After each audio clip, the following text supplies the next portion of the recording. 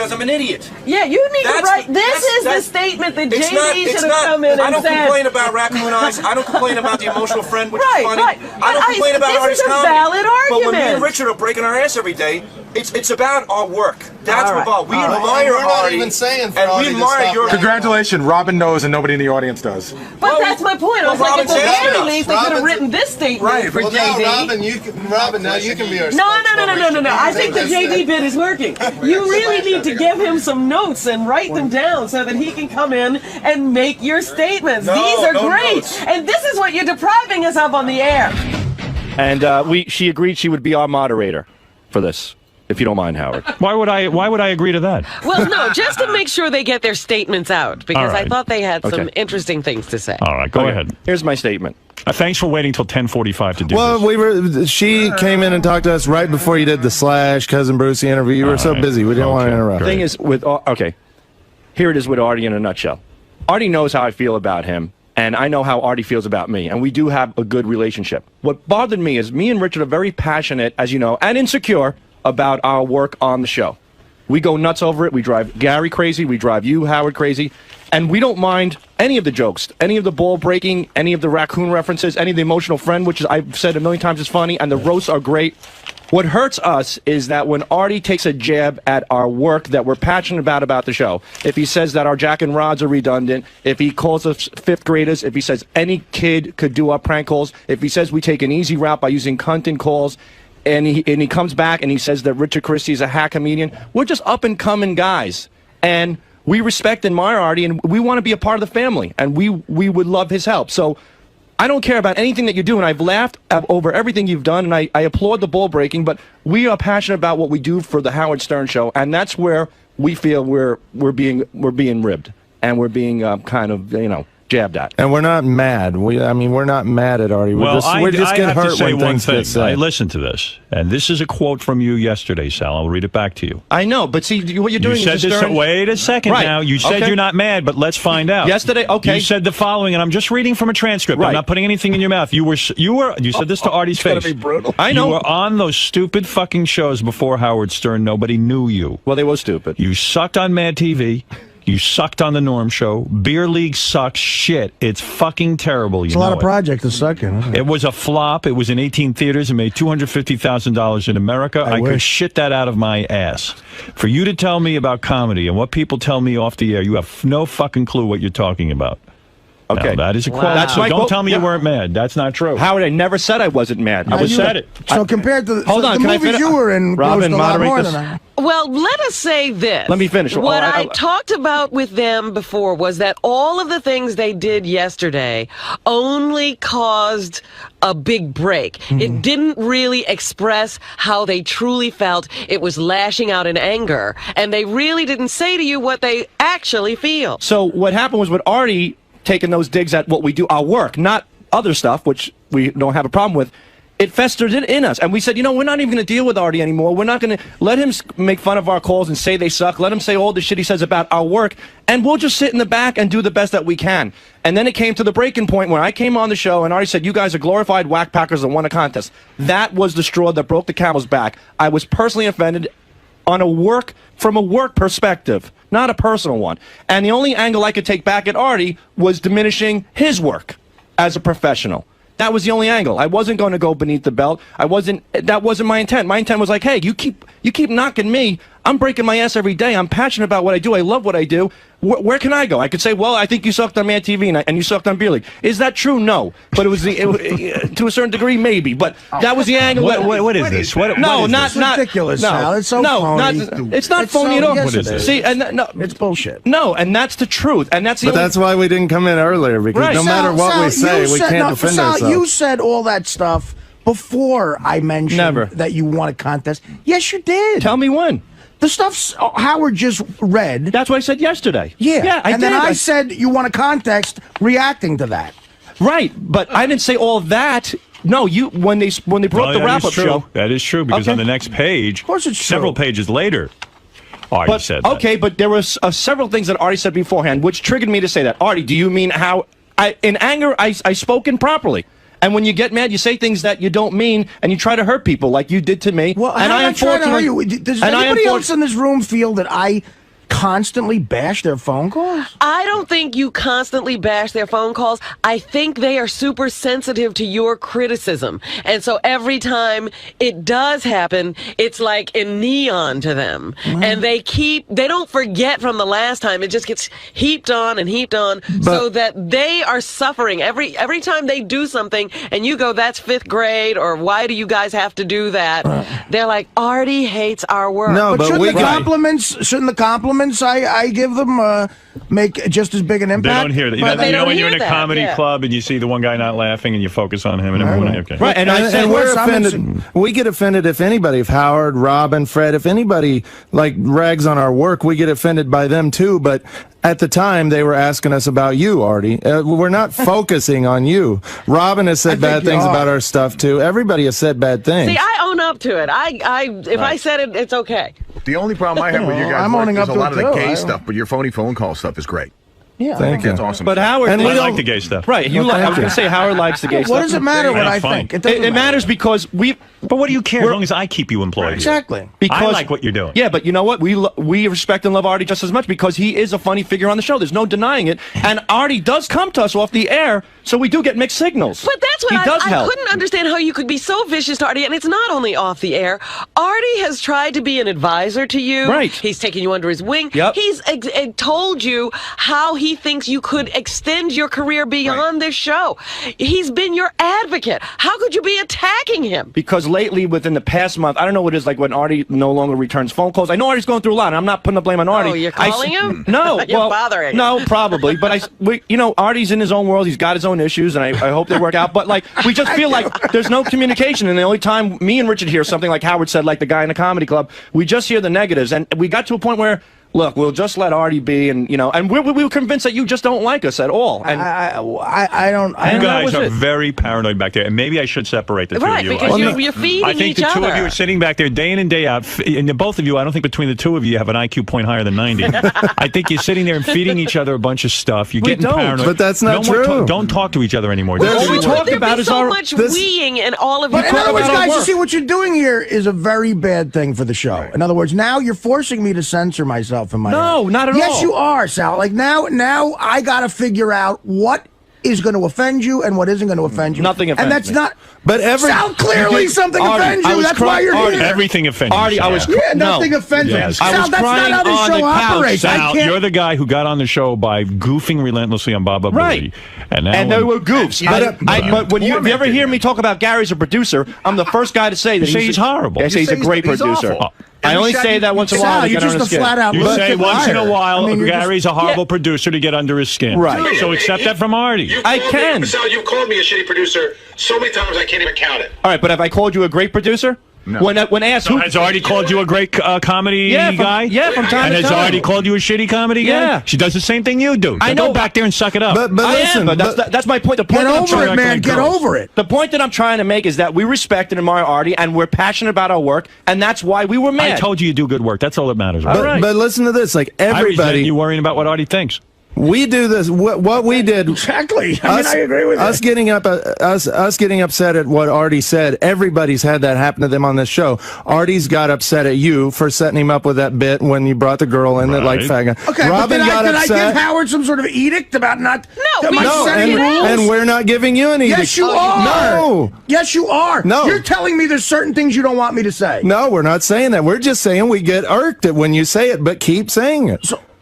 We'll deal with it. Sal, you clearly can't deal with it. Wait a second, Sal. You don't want him to keep saying it, do you? No, I've come to the point where I just have to. That's it. So you're going to be allowed to say about Gary, he's a shitty producer, and times say he's a good producer, and call him a monkey and everything else. I can write lines for I pitch like that my father falls off a roof, and that's all fine. Okay? You're going to be able to do you want me to start censoring you, motherfuckers? But the point no, not at all. And you know what? So fuck off. That's fine. I could deal with that. Artie But at didn't least say anything to you about writing about his father falling off the roof. I thought it was a little wild. No. Here, why is that okay? I sit back and I take it. I take it. Because it fell within the content of the show. High Pitch Mike and him had a feud. High Pitch Mike came to me, and why is it okay for you to Gary? Why is it okay for you to call Gary a shitty producer?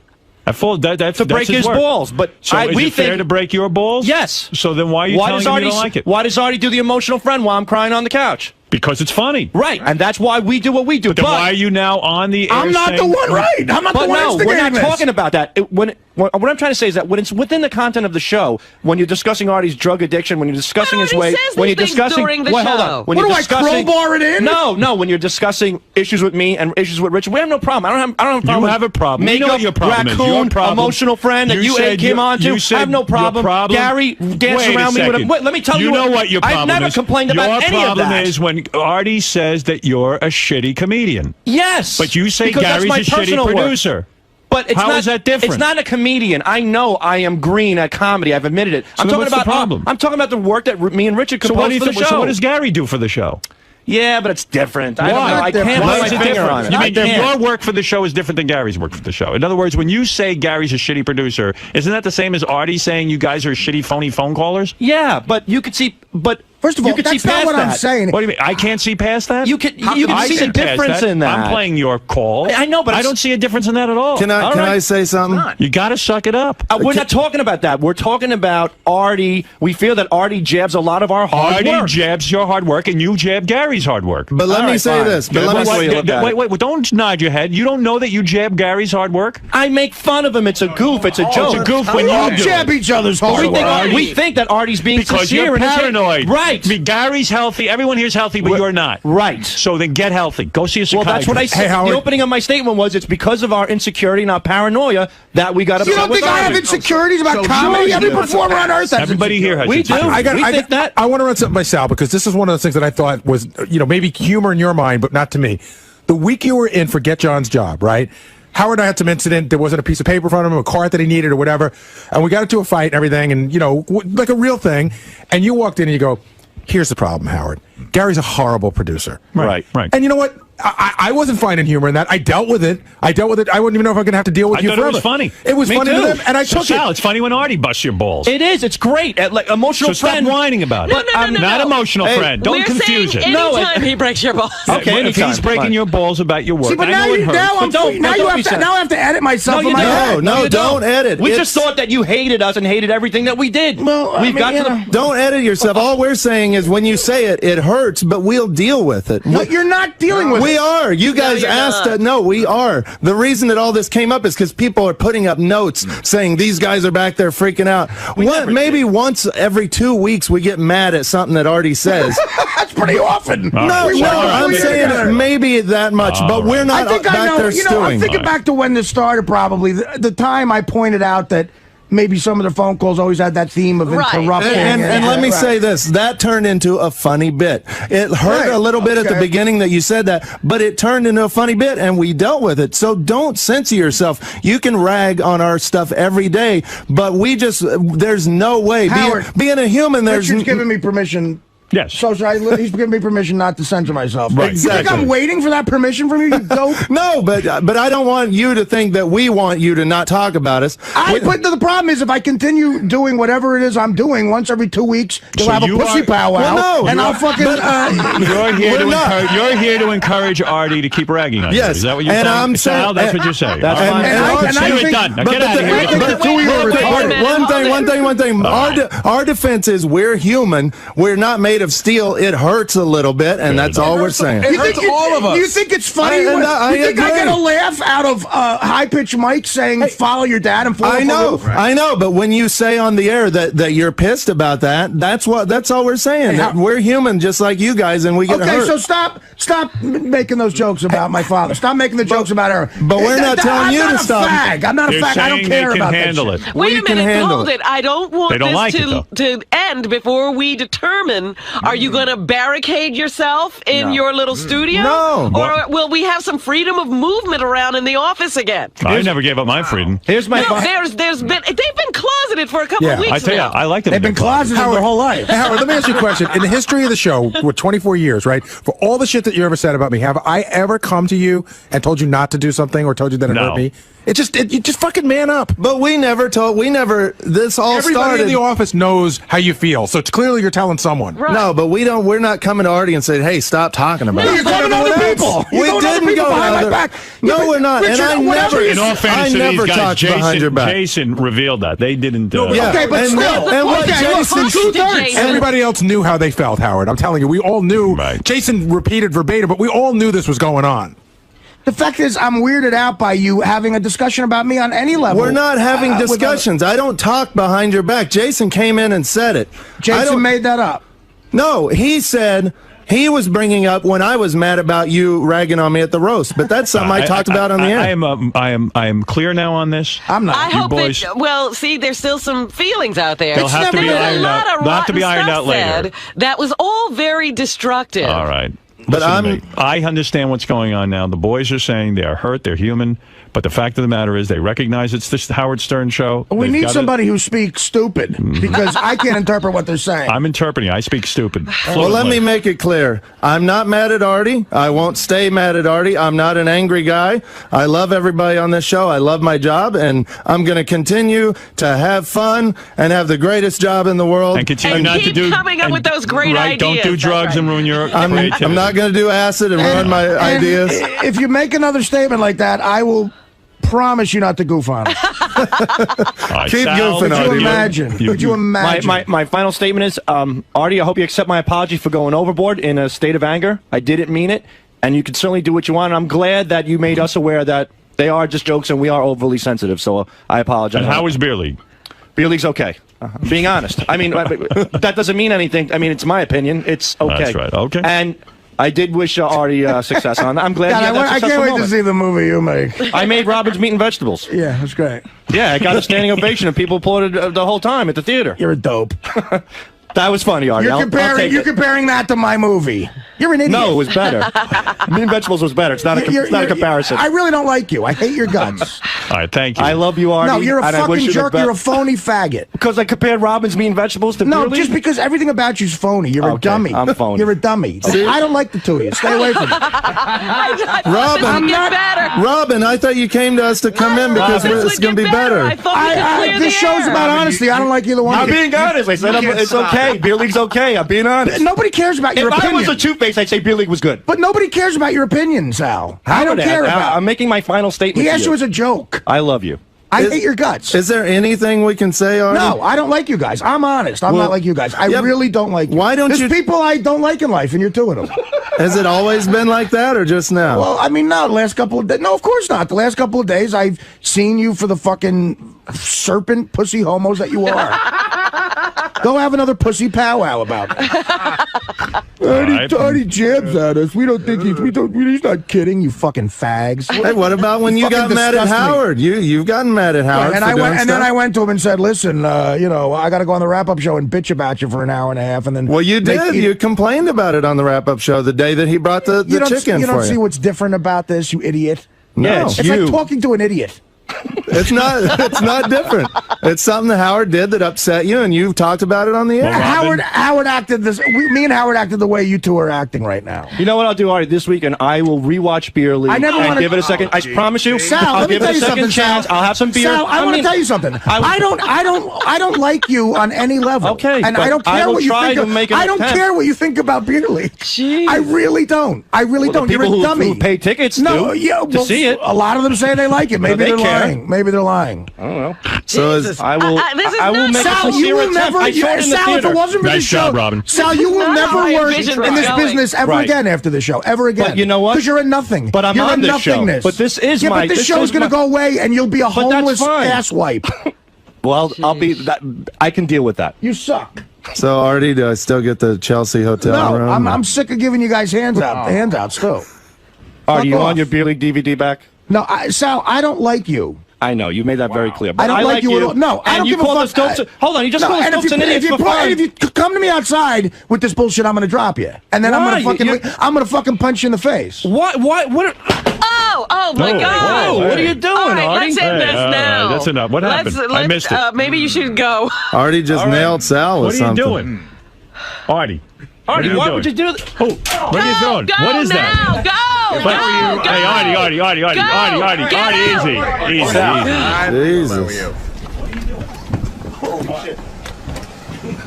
Sal, holy cow! I feel bad for the guy. I mean, is it me? Did I go overboard? No, I did nothing. What it was that set him off. I said I'll rewatch Beer League with a case of beer, and he went crazy. What are you doing? All right. Artie, what are you doing? What did you just do? I missed it. I'm here drawing pictures. Wow. What just happened? I'm being real. Did you throw something at him? Yeah. Why? Go Yank. Well, maybe she can plead your case for you a little bit. Yeah. Claudia, you wrote us a note. And this was a couple years ago, and she got a little tipsy at the show, and Sal kind of had some fun with her in the green room after the show. Really? Yeah. Sal? Sal, yeah. I don't know if he remembers it. It was probably like 2 years ago or so. That was a fun time, and there were pictures kind up of over fun? Mark's for Sal, what is that? Fun time. Sal. Do you remember that, Sal? What is this asshole talking about? What are you talking about? Do you remember that? I'll fucking knock you out right here. I'm not kidding. I'll fucking knock you out right here. Let's go. Hey, easy. What the fuck? What type of bullshit is that? I was having fun with your wife. You fucking douche. You piece of shit. You boring fucking sack of shit. If I see your wife, I'll stick my dick in her mouth just on principle right in front of you. In other words, fuck yourself. Sal, are you saying that this guy just... What the fuck is this loser piece of shit to talk that way? Are you making a joke? Go fuck yourself. Guy's a married man. No. He didn't have fun with her. He just... You said I had fun with her. You made a fucking blatant lie. Yeah, you guys messed with her a little in the green room. Take it back, Put some asshole. ketchup on her face and took some funny pictures of her. No. You were making an insinuation that other shit was going on. No. I don't think you would want to. Sim, what are you, fucking mental? This guy's a good guy, too. I've hung out with him a billion times. Yeah. I give him free tickets to shows. I see him at Caroline's. We buy drinks together. And all of a sudden, this guy's like, Sal had some fun in the green room. Yeah, the ketchup, the french fries on her face. That I remember. Yeah, I didn't that's even what know I'm talking about. I know you didn't know her, yeah. You put ketchup and french fries on his wife's face? We all did it. Yeah. He did it, too. He was there. No, I wasn't there. The Sims wife passed out, and you decorated her in ketchup and french fries? Yeah, I got pictures of it. It's very funny. So, in other words, you did not have sex with her? No, I never said that. Well, Sim, you got to see it. She's a pig. I would never have sex with her. She's fucking... Ugh. Yeah, but I can see why the Sim might be mad at her. It's a good thing that she left. Good for you. Claudia, why is Sal attacking you? Claudia. I'm sorry? Why is Sal attacking you now? I don't know. I've hung out with him before, and he was very nice. I tell you why I'm attacking her, because, first of all, I apologize to you, dude. I do. Why? I've been so worked up lately with all this bullshit. He made it seem like he did make it seem like that. It was a blatant lie. You're right. But I apologize. Right. Now that you explained it, I apologize. Yeah, but I do. Sim, are you mad at Sal for treating your wife like that? I'd be mad at Sim. No, I'm not mad at Sal. It wasn't. Bob Levy why the marriage broke up. Bob Levy was recording a DVD. And we had people in the back who were drinking, and we made a spectacle out of things, and that was one thing. Like, she passed out, and her friends were there, and they put ketchup and french fries and shit on her face. But anyway, the problem with this girl, Howard... What goes on back there? This emotional friend bullshit is starting to really fucking get to me. Yep. I'm sick and tired of girls saying I had an emotional friend, but I didn't cheat, yet I'm leaving you. It's just bullshit. I don't buy it. I don't buy it either. Hey, 1 second here. I asked Mr. Sim there to go to therapy numerous times to try to repair the relationship, and he refused because it was beneath him to go to therapy. So he didn't want to make it work. So why am I going to stick around in a loveless marriage? Why the fuck were you having an emotional friend to begin with? This guy doesn't have to go to therapy if you're out fucking jerking some other guy's cock while he's paying the bills. You fucking lying cunt. What are you talking about? He doesn't need to go to therapy. Was he the one with the emotional friend? Was he? Answer the question. Was he the one with the emotional friend? Sal, are you talking to Christine right now? Yeah, I am. It sounds like what happened? You sound like everyone's trying to say to you. No, exactly. Give her a break. Listen, because the thing is that she's gone. I'm trying to work it out with my wife, but he doesn't have to go to fucking therapy. She was the one jerking around on this fucking guy. So why do you have to go to therapy? Right. Well, that's a good question, because but I know who I am. I don't know who this guy is. That's a good point. But the thing is that... Sal, you're not yelling at Claudia. You're yelling at your wife. You're so angry because the issue I have here is that I'm sick and tired of women saying that, well, I didn't cheat, I didn't do this, I didn't do that, but I had an emotional friend. You did cheat. You did cheat, no matter how you slice it. Just come to reality and say, look, I'm a fucking cheater. I fucking betrayed somebody. I'm a fucking whore. And you know what? I fucked up. And you did. You did. You took somebody's, I don't care how you sound. You took somebody's money behind his fucking back. Who do you want to say this to? I'm just saying this about everybody. You know what happens? Everybody or your wife? I would just like to say no lasting the thing is this, Claudia or anything like that. No disrespect to you, Claudia. I'm talking in general that I got so many emails from so many great guys, police officers, firemen, guys breaking their ass day and night, going through all my fucking bullshit, and each one of these guys got fucked over so hard. It sounds like something's changed. But you're not them. Something's going on here. What happened in therapy? Something might be, man. You'll find out after the fucking You'll find out after the break. Are you getting a divorce? No, I'm not getting a divorce. Not at all. What's going on here? I don't know, Howard. Did we hit a bad patch? Wow. What happened in therapy? Things were going good. Things in therapy you are going finally fine. lost it, right? I told you this new Sal wasn't going to last. He couldn't keep I'm just it cracking. It's not Christine. I'm cracking. It's getting to you. Yeah, it's fucking getting to It's me. hitting you. And I feel really bad about what happened to you and her. Drink after the show today. And Claudia, you're not a cunt and a pig, but I'm saying that out of anger that people, and I apologize, people use that emotional friend excuse and put it on the guy. People? What people? Women. Enough of this emotional friend bullshit. Just stop it already. Cut it out. Just look in the mirror and say, I fucking betrayed this guy. And you know what? I fucked up. And why don't you ask him what he needs to fucking do to get the marriage back together? What? Wait a second, Sal. Well, we're divorced. There's nothing getting back together. You were the one who said that it was your fault. I know, and I do have a lot of faults. But you know what? I'm at a point now where I'm sick and tired of this fault horse shit. I am cracking like he said. Something happened, didn't it? I don't know. What happened? Dude. Nothing happened. I'm fucking. Why the change in Sal? Sal, everybody understands what you're saying. Right. I mean, I know. It's exactly what you said, Howard. Sal, that he's been jumping through hoops. Dude, right. I'm sick of jumping. I'm fucking tired. My back legs are ready to give out from jumping through these fucking hoops. Sal, you know what I mean? Will ripped you for but made these exact points. But Will did make it. No, Will made a point. People laugh behind my back because I want to save my marriage. I still want to save my marriage. Well, this doesn't sound like saving marriage talk. It sounds like all the bitterness is starting to come out. I'm starting to again. I'm talking about my. You're angry, aren't you? I'm angry. That's it. I'm angry, and maybe he has to get that out in order to move past it. And I'm not saying all women. Sim, by the way, really bad idea having you in. Really? Yeah. I tried to tell you yesterday, but Robin was right. It's great to meet you, though. There's no love connection to Sim. Really bad idea. Claudia, if I was Robin, I would not date you. Claudia, you really are. You were a good sport then. I apologize, and I don't mean to put it on you. What are we going to find out? What are we going to find out after the break? I have to look into myself over the break and figure out what I want. I don't think anything sexual happens between Sal and this girl, account. but I mean, if I was, I'd be upset if someone did that to my wife. Really? Fuck this. Absolutely. So wait a second. So let me bring to you this. Is it excusable then that he was doing the same thing to me? I mean, we mutually drifted apart. There was no communication in the marriage. Claudia, wait a second. Well, you guys we're talking about. We're getting off track. Right. Okay. Sal, you are going to be evaluating over the break. You are telling me that you are at your breaking point, that you have been jumping through hoops to make your wife happy, and suddenly it's hitting you. Why am I doing all this? It's too difficult for me. Well, you know what's happened. What needs to? What's happened? He was in shock when this whole thing first came down. Like a car accident. He didn't feel his own feelings. He simply went into repair mode. And now that there's been some time and he's been working on this, and he really is beginning to say to himself, wait a minute, I was wronged here. And the question is, will Sal be able to have his own voice inside this marriage? So what I'm saying is that I recognize my faults. She needs to recognize her faults. Absolutely, that's what you're saying. And if I'm making a commitment, I'm not giving it 110%. I'm giving it 120%. And if I'm going and going and going, I need to see something. I need to see some sort of signs. I don't want to live under a checklist. Like, oh, wow, you were nice today. You didn't complain. You helped with the kids. I'm not an employee. I'm your husband. I agree with you. That's the worst. And that's what I said would be the trap. And I love my kids, and they're everything to me, man. And my wife is everything to me. But I'm not going to live like an employee. I want to live like a man. That's the way that I was treated in Army. That's what I'm going through. Shut up, Claudia. I'm talking to Sal now. Yeah. And nobody gives a shit about your marriage is over. I'm getting a little turned on. Every move that I make, every action that I have. Yeah, I had to hang up on her. Every move that I make, every action that I have, even with the aggression with you, I apologize, is all basically a product of my love for my wife and my children. Everything. This anger is it's my commitment to my family. And it's crazy. It drives you fucking nuts.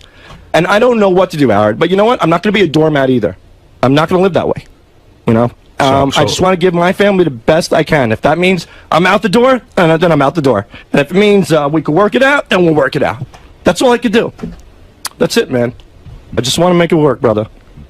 No offense, Artie. Robin's giving me eyes. Sim, you really need to shut up. Sal's just fucking opened his heart up. Right. Sim might be the creepiest guy ever. He has problems. He has major problems. All right, I think I understand what you're saying. That's it. I think this had to happen for any. I mean, what are you going to do? You can't live bottled up either. You're gonna have now. You have to find a compromise, man. Well, that's what I was saying. That you know, is Sal only going to be the one who's always working to make it work, or is he going to have an equal say in the marriage about what his problems Where are we are? at now? Like every day, your wife kind of says to you, "Well, I'm not going to have sex with you necessarily, but you've done better." Yeah, that's still there. At the end of the day, she gives you an A+ or a B+, depending on how you did. Not technically, but right. Emotionally, you feel that. I feel that. And everything you do is now up. This is for the checklist. It's not just what you want to do. Right. I'm just not getting any no affection back. You know what I mean? The affection seems very robotic. It's almost a sympathetic thing. Like, you know, is sex really sex, or sex is like something? It's also a rebuilding process, right. Sal. You got to allow that to rebuild. So it's probably not going to feel organic at first. It doesn't, but you want it to happen fast, and it's not happening so fast. You got to be patient. That's what my therapist said. You have to be patient. You've been in a bad state for a lot of years. Yeah, you can't just win some chick back in a week. But this is exactly where the breakdown comes, Fred, because men don't have that kind of patience that women want them to have. Nobody does. She's trying to impress him that this really hurt me, and you're going to have to climb a mountain. You're going to have to climb Everest to get to me. And you know what? I don't mind. I don't mind climbing Mount Everest. Yeah. If I know what someone at the top. Everest. What Mount? Everest. What? Say again? What? Mount Everest. Right. Go ahead. Yes.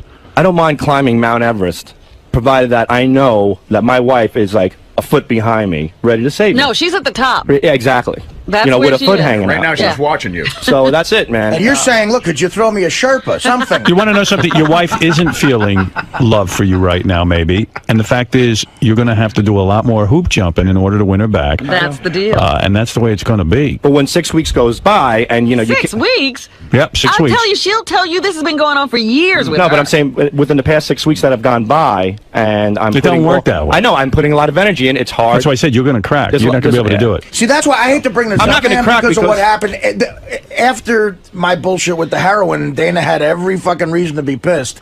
I felt like I sort of ended it because I felt like I was going to be living under a checklist. Exactly what you were saying. Like, I'm going to get a grade every day, and I refused to live like that. I said, I can't live with you wanting me to jump through hoops. I'm not that kind of man. Some men are. Some men can deal with that. I'm not that kind of guy. Clearly, you're not either, so I had to break it off, and it was really horrible to do that, to leave this woman that I really fell in love with, but I fucked up, and she wasn't going to forgive me that quick. I didn't have time. Can you imagine breaking that up with 3 little Artie Langs running around the house? Yeah, but can I tell you something? I want to tell you something. Artie's right. And I'm going to tell you something. Here's the thing. You got kids. Artie had a different situation. But it's the same situation in a sense that like he would have had to put in lots of time proving to Dana that he's a good man. And who knows if she could ever really trust him. You know, it's a lot of ifs. Right. All right. So you got 3 kids. You're doing the right thing. And that's major. The thing is, though, is the Sal I know, going to be able to do this 2 years down the line. Let me tell you something. I've fucked up relationships with people in my life. I'm talking about really important people in my life. Right. And sometimes it takes years to repair. They give you a chance, they come back a little bit, then they go away. But come back, go away. And sometimes there's no coming back, right? That's right. Timetable. You can't. You're not in charge of the timetable. There's nothing wrong with this blow up, man. It's part of the process, and she's got to realize that. And I still respect you for making it work with the kid. The kids are major. I agree with you. So this is part of it. But dude, you're in for the long haul. Yeah. I am. Artie could look at the situation and say, hey, okay, I don't have kids with this woman. I do love her. We're not married. I'm not going to sit there and fucking bust my balls, stop watching the game, go to the ballet or whatever the fuck the checklist was. And maybe Dana had a little bit more of a point. I have 2 questions for Go Sal. ahead, Fred. That was my fault. How long are you willing to be in this state before you say enough is enough? Well, because if it's 6 weeks, that's not a long time. The thing is that I'm willing to go as long as I can. I'm giving it everything. I need to see something back. You're talking to someone too, like your own therapist or whatever? Yeah, well, I haven't seen a therapist alone, but with her. What you're waiting to see back is affection and for her to start loving you again. She's still probably, I mean, I can't speak for Christine, but she's probably still wrapped up in the emotional friend, having to give that up.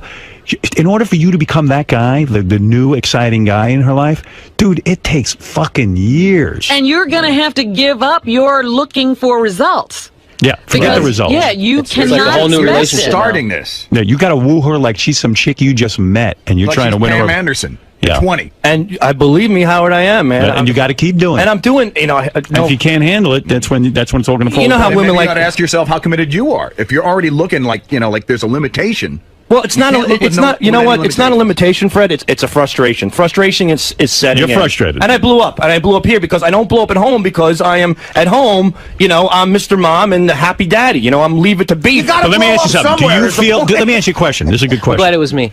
Do you feel that because you're now Sal, the guy who's working to win her over, is she taking advantage of that? I feel a little bit like a doormat, yeah, and I have to balance that out. I have to, but that's the hardest thing. Well, do you like think I don't want to rock the boat? Do you think she? But I want to make her happy. I want to make you happy, but please don't take advantage of me. Do you say that when you're in the presence of the therapist that I'm working really hard and I'm feeling like a doormat? See, you got to start talking, Sal. I haven't got to that point yet. The problem I have now, Howard, is that I'm looking for that affection, that love back, which is so important to me, because that's what I felt I lost most. Physical affection too is what you're looking for. Yeah, you want sex. But believe it or not, even a creep like me would be great to have just little signs of you know. It ain't gonna happen right away. I know. And guys and women are different, dude. It's like, but you know what, Sal? They want closeness. In her mind, you betrayed her by leaving her. In What a sense. you're missing.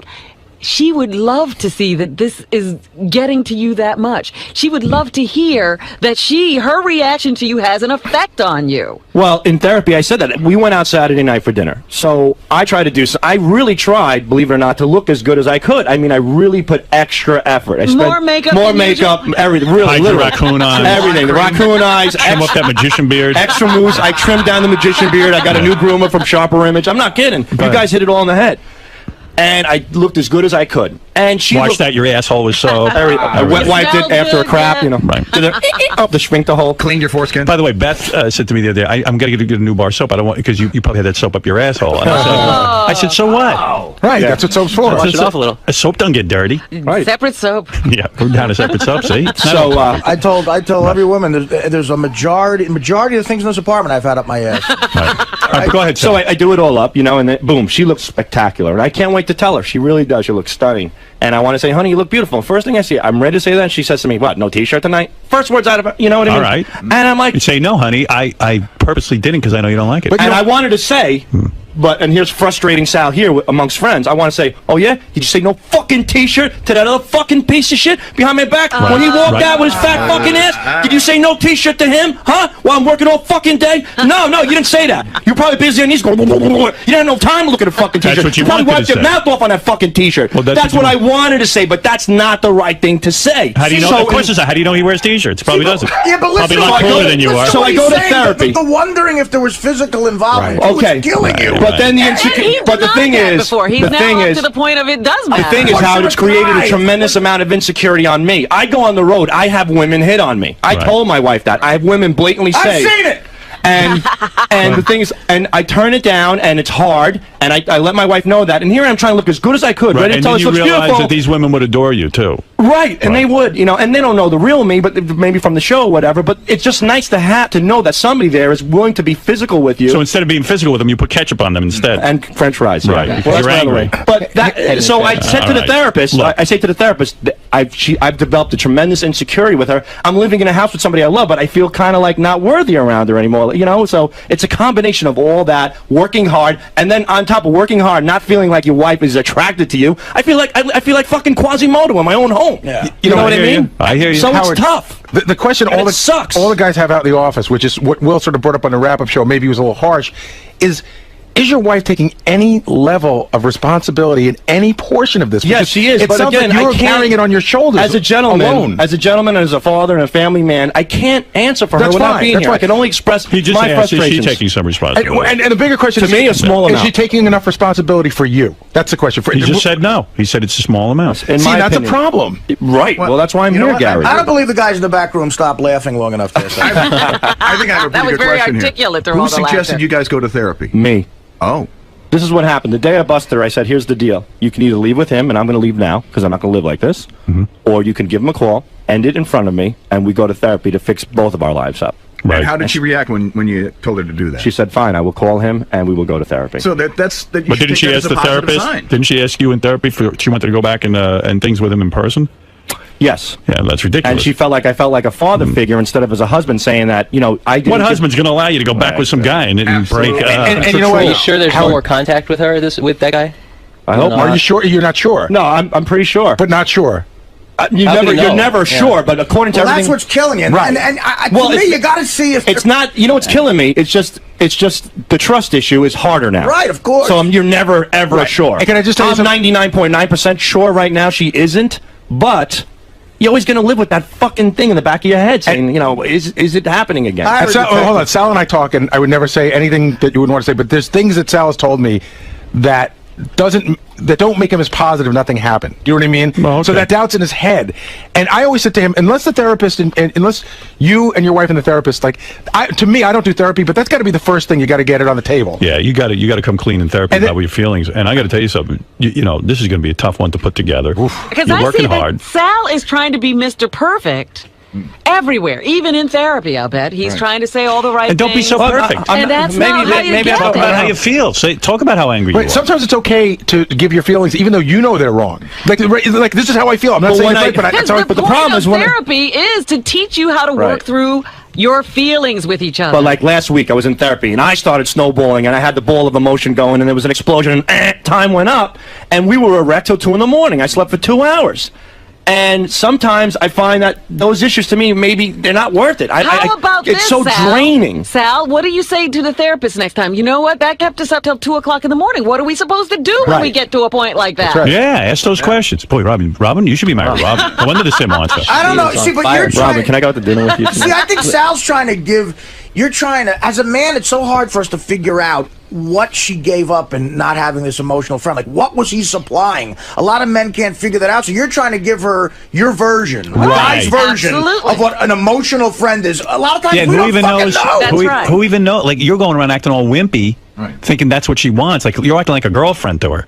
Maybe she wants you to throw her up against the wall and fuck her. I don't know. This is why marriage sucks, because people change over time. Well, the problem is it's not so much a wimpy thing. It's weird when you're acting like a maid. Well, you think that's what your wife wants? Act like a man. Act like a man. You know, that guy never washed a dish. That's right. You never know. That was also 1948, Robin. But the thing is that it's not so much being a maid. No, I'm talking about the emotional friend. He was giving her something other than these chores. Right. Sal is giving her. Right. Don't say it, Artie. Sal thinks doing chores is what she wants. It's not doing chores, Howard. The chore part is a small portion in the whole picture. Chores is helping out. Chores is me showing my appreciation for her hard work as a mother.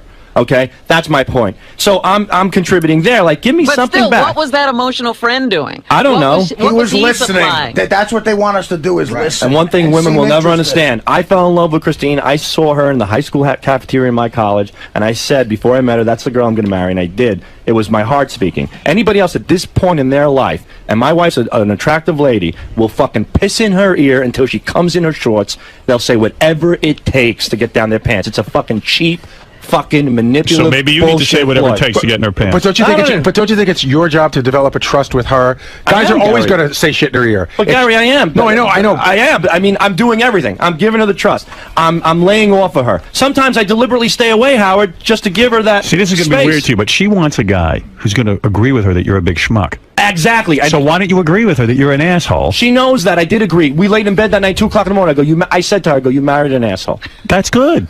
No kidding, Howard. I don't think that's so good. I don't think that's good, Howard. That's what she wants to hear. Maybe it's good for the show for me saying it. But she's not in the right place either. There has to be a point where she forgives Sal, and he stops. Forgives him for what? Forgives him. Oh, here we go. You're still stuck with she had an emotional friend. It's a huge hurdle to get over. Am I guys? Am I crazy? Okay. Is that not an enormous hurdle? Gary, wait a minute. Right now, the situation is Christine feels she's right, and Sal needs to do something for her because he forced her into that situation. I'm just telling you how she feels. It's like saying that Joey Buttafuoco pissed off Amy and that made her go pull a trigger. And Gary, everybody's responsible for their own actions. But this is the reason why. I know what Robin's saying. Let me explain it to you. Christine feels Sal checked out of the marriage a long time ago. Right. Got it. So she got through it the way she could, and she got caught up in getting affection elsewhere. So if this is going to be repaired, she's got to feel like Sal is the most happening, wonderful thing in her life.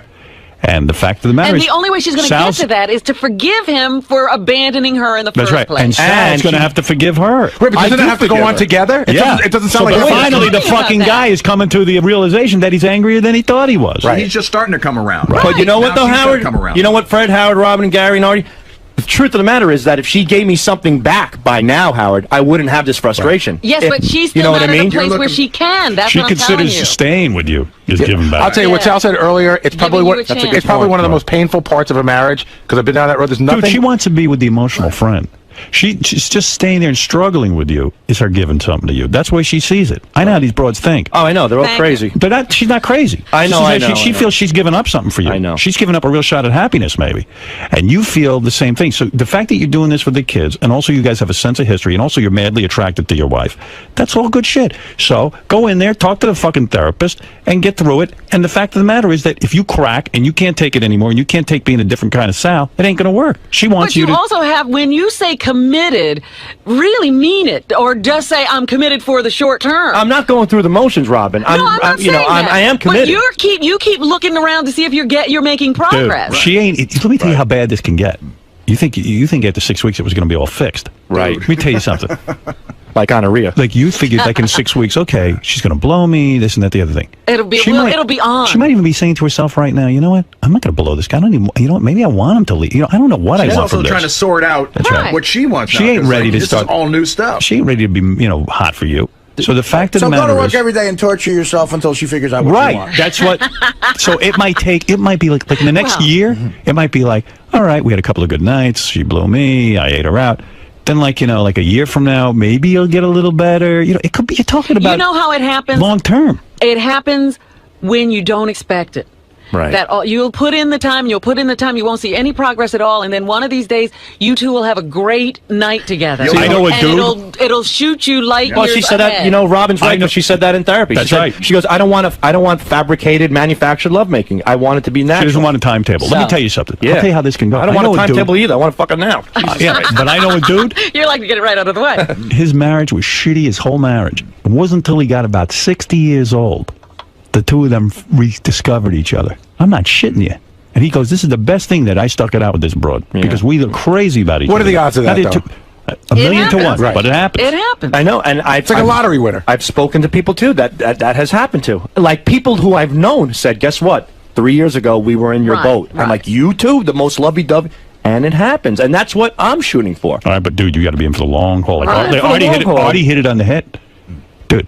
When he said, I looked over the situation, he said, I'd have to really work at this fucking relationship with Dana for who knows how long. But there's a big difference between being married and just being a simple relationship. I know, but Artie hit it on the head. They've got kids. It's much easier to walk away. Artie said he didn't have as much investment. No, that's what Artie's saying. He says, you got a different situation. Exactly. You might have to put in the hard work. Does your wife have female friends that are kind of advising her or anything like that? They're all married and they're all supportive for both of us like you guys are, like everybody here is. They're rooting for both of us. All right, because sometimes they can be... unhelpful toward the marriage. That sounds like something the Sim went through. Apparently, he had a whole gang against him. Look, Sim, I like you. You're a fan. You're a loyal fan. I'm going to be honest with you. I don't know if I see you with Robin. I'm sorry. I was hoping maybe something could happen here. No, but, you weren't. Don't Sim, be silly. Sim, the truth is, your segment was so bad, Howard sent me a note. Come in and flip out and save the show. So I'm done, and everything I just said was phony. Thank you. You've been punked, asshole. Thank you, Sal. Thank you.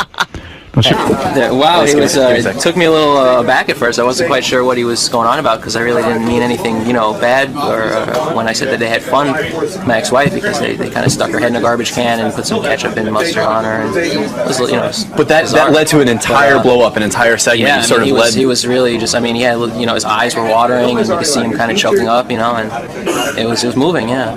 And Robin was making eyes at me the whole time. It was kind of nice. Well, you had a front row seat for it, and you sort of ignited that entire argument. You sort of, because it's something you've gone through personally. I can cause these things to happen with people. I can be very divisive. Do you feel at any point between what you brought up between Sal and your wife, and just Howard just seemed displeased with your attempt the entire time? It seemed like you were getting cock-blocked the entire segment. I don't know, maybe a little. I mean, they're just sort of goof on me, and see how I can take it. Because if you're going to be in the Howard Stern environment, you got to be able to stand up to that sort of thing. And right, you're a big first fan. Time, and so I was trying not to come across like a fanboy or anything like that either. So it's a little hard to kind of get into the whole spirit at first when I first walked in. But will this end your conquest of Robin? Yeah, probably. I think I can see the writing on the wall. I'm not going to stalk her or anything like that. So I'll move on to bigger and better things, I think. She's not worthy of the sim, and she made that clear, and that's fine. All right. Best of luck to you, Sim. Thanks. Sal, you all right, man? Yeah, I'm good. Talk to me for a second. I just figured out an excuse on what to tell my wife that we just punked the sim. Do you think this was a blessing in disguise at all, Sal, that you were able to just vent and tongue Lisa's ear? Stop it, come on. No, for real though, this was a necessary evil for you to get out? Yeah, it seemed that way, right? It was provoked in a weird way though. Yeah, I mean, a guy making an accusation like that, I mean, you heard it, right? Did it sound like he Yeah, was, it did. I'm like, who the hell? I'm going through so much right now, and I don't need a guy making some accusation that I was fucking around with his wife in the green room. That's like crazy, Right, that would set you back and all your therapy back, a million years, so to speak. But now that you realize what he was saying wasn't true. What's that? Now that you realize what he was saying wasn't exactly what you thought it was, or wasn't the truth, and it led to this whole rap. How are you feeling now that you got feel better? You feel like you a little bit relieved? Yeah, I feel relieved. No, is it going to be all right though, Sal? I mean, you guys discussed a lot of things. Embarrassing moment. Ronnie ran in there. I know. Yeah, are there any ill feelings towards the sim right now? It's crazy. I am like the least violent person in the world. That's what really bothers me. That's how fucked up this thing is making me. Like, I don't do that. I don't threaten to punch people in the face and stuff. That's not a way to handle things. And that's what's killing me about this. So it's twisting my fucking head. Well, it's a heavy topic, and you're obviously hugely invested in this thing.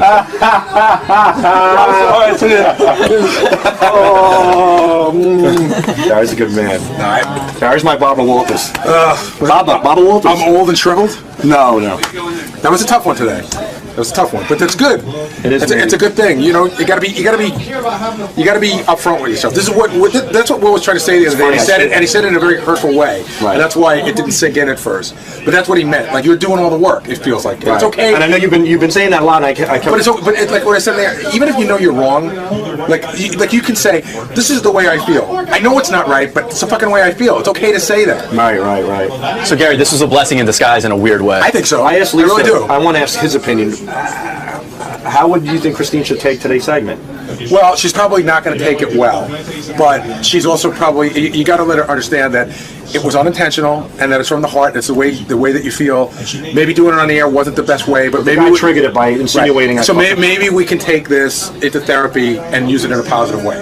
That's the way. That's the angle. I mean, you didn't get up this morning and say, "I'm going to go on the air and blow up and cry and say all the shit that I'm going to say." You did. I know that wasn't your intention, and I know that you probably, now that we've broken your balls a bit, even stopped a second before you went in.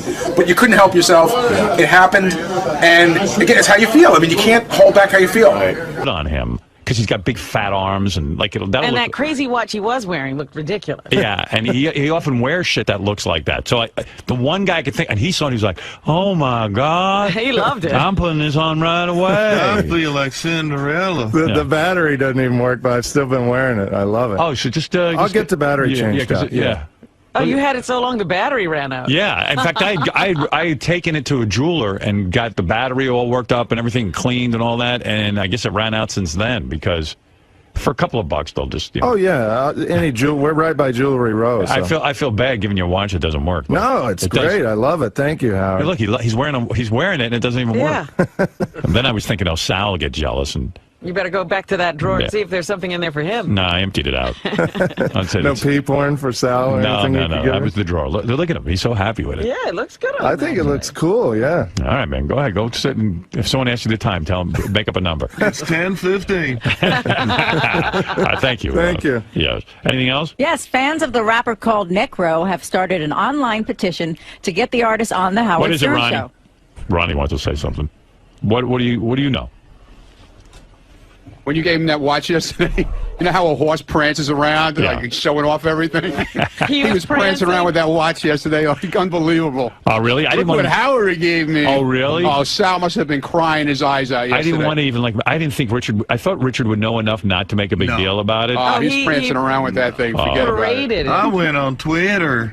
Oh, shit, because I know Sal goes into a major funk, like, because those two guys think of themselves as one person. And you're supposed to treat them the same. It's almost like with kids where, you know, if you had twins, you got to get them both the same thing. Dude, I thought you'd know enough not to say anything. Ronnie walked in the room right after you gave it to me. Oh, really? We were talking. I wasn't prancing around. But does Sal know? Sal is aware. Well, Sal came into the room right after you had left, so it was hard to avoid, like, not telling him. So you told him the truth? Was he freaked out? No, he was surprised, but if he was freaked out, he hid it pretty good. Let Sal wear it for an hour a day, if you don't mind. Or split it between the two of you. No, it's really weird giving you something, and then in fact, I walked by to make sure Sal wasn't in your little room yet, because if he was, I would have felt funny giving it to you in front of him. But he saw you walk out of my room. I know, he caught us at the end there. Yeah. I just thought you'd keep your mouth shut. The jig was up. Well, you gave me something a few years ago that I never told a soul, and then but you brought it up on the air. What was that? The TV. Oh, yeah, right. Yeah, I had this TV. Uh-huh. Really nice. White, flat screen, whole thing, like man. 50-inch. Yeah, and I was just like, A 50-inch? Yeah. I still use it. It's awesome. And I was like, I'm going to give this to Richard.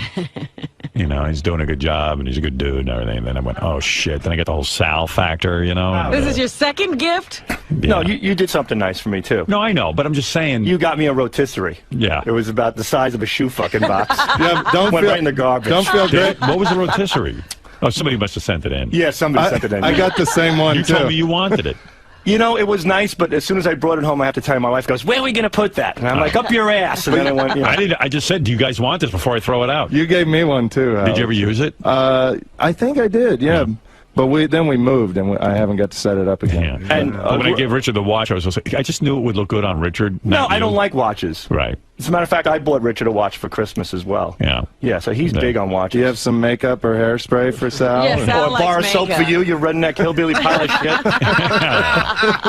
But anyway, Sal, I gave it to him. It was something I thought of him. Yeah, that's fine. I really I don't hold it. So don't go fucking crying. I'm not. It's all good. I would have never said a word, Howard. Trust me. Yeah. Hey, can I ask Sal a quick question? Sure, go ahead, doll. No, your face, like your tan coloring, looks uneven. Are you wearing weird makeup again? I'm wearing fake bacon. In the morning, it's hard for me to see. My wife doesn't want me to spray it in the house now because it got all over the toilet bowl seat. Fake bake? Yeah, it's great spray. It's really good. Dude, what are you doing? Well, what happens You're a man. is it's dark out in the morning. I get up at 4, so now I have to go in the backyard and I spray myself in the reflection of the window. It's that important to you to look this certain way? Well, once you get a little color, I like to blend it in. So once you get a little color, I like to blend it in. Yeah, well, I got a little tan last week, and then the tan starts to fade, and then I get depressed when my tan fades. So I want to maintain it, but I don't want the sun too much. Do you spray your arms too and everything? No, I don't. It seems to all be evenly matched. No. Did you get a tattoo? Oh, that's right. Yeah, me and my kids on the beach. You know, when Ant was in here, was it Ant, I think, that got... Do you believe Sal, like, sprays his face? Out in the backyard. I mean, like, it makes a big difference. Sal, why wouldn't you wait till you came here and do it in light and a mirror? You guys would make fun of me. I only have hairspray here. That's the only thing I can. Oh, my God. He fills our office up with that hairspray. I can't even breathe. Dude, you barely have any hair left. I mean, why hairspray? Like, is your hair really going to He's freaking out about his hair, too. Because I barely have any hair left. What I do is I comb in the front, and then I just shellac it down with as much spray as possible. You're not going to use Rogaine or something? Nah. You're at the point, though, if you got hair transplants now, maybe... It might work, because it's hair, you know. What are you going to do? You're going to be a fully bald guy, so... Gives a shit. How old are you? 40. So you had hair till you're 40. I mean, you know, it might just stay like that, too.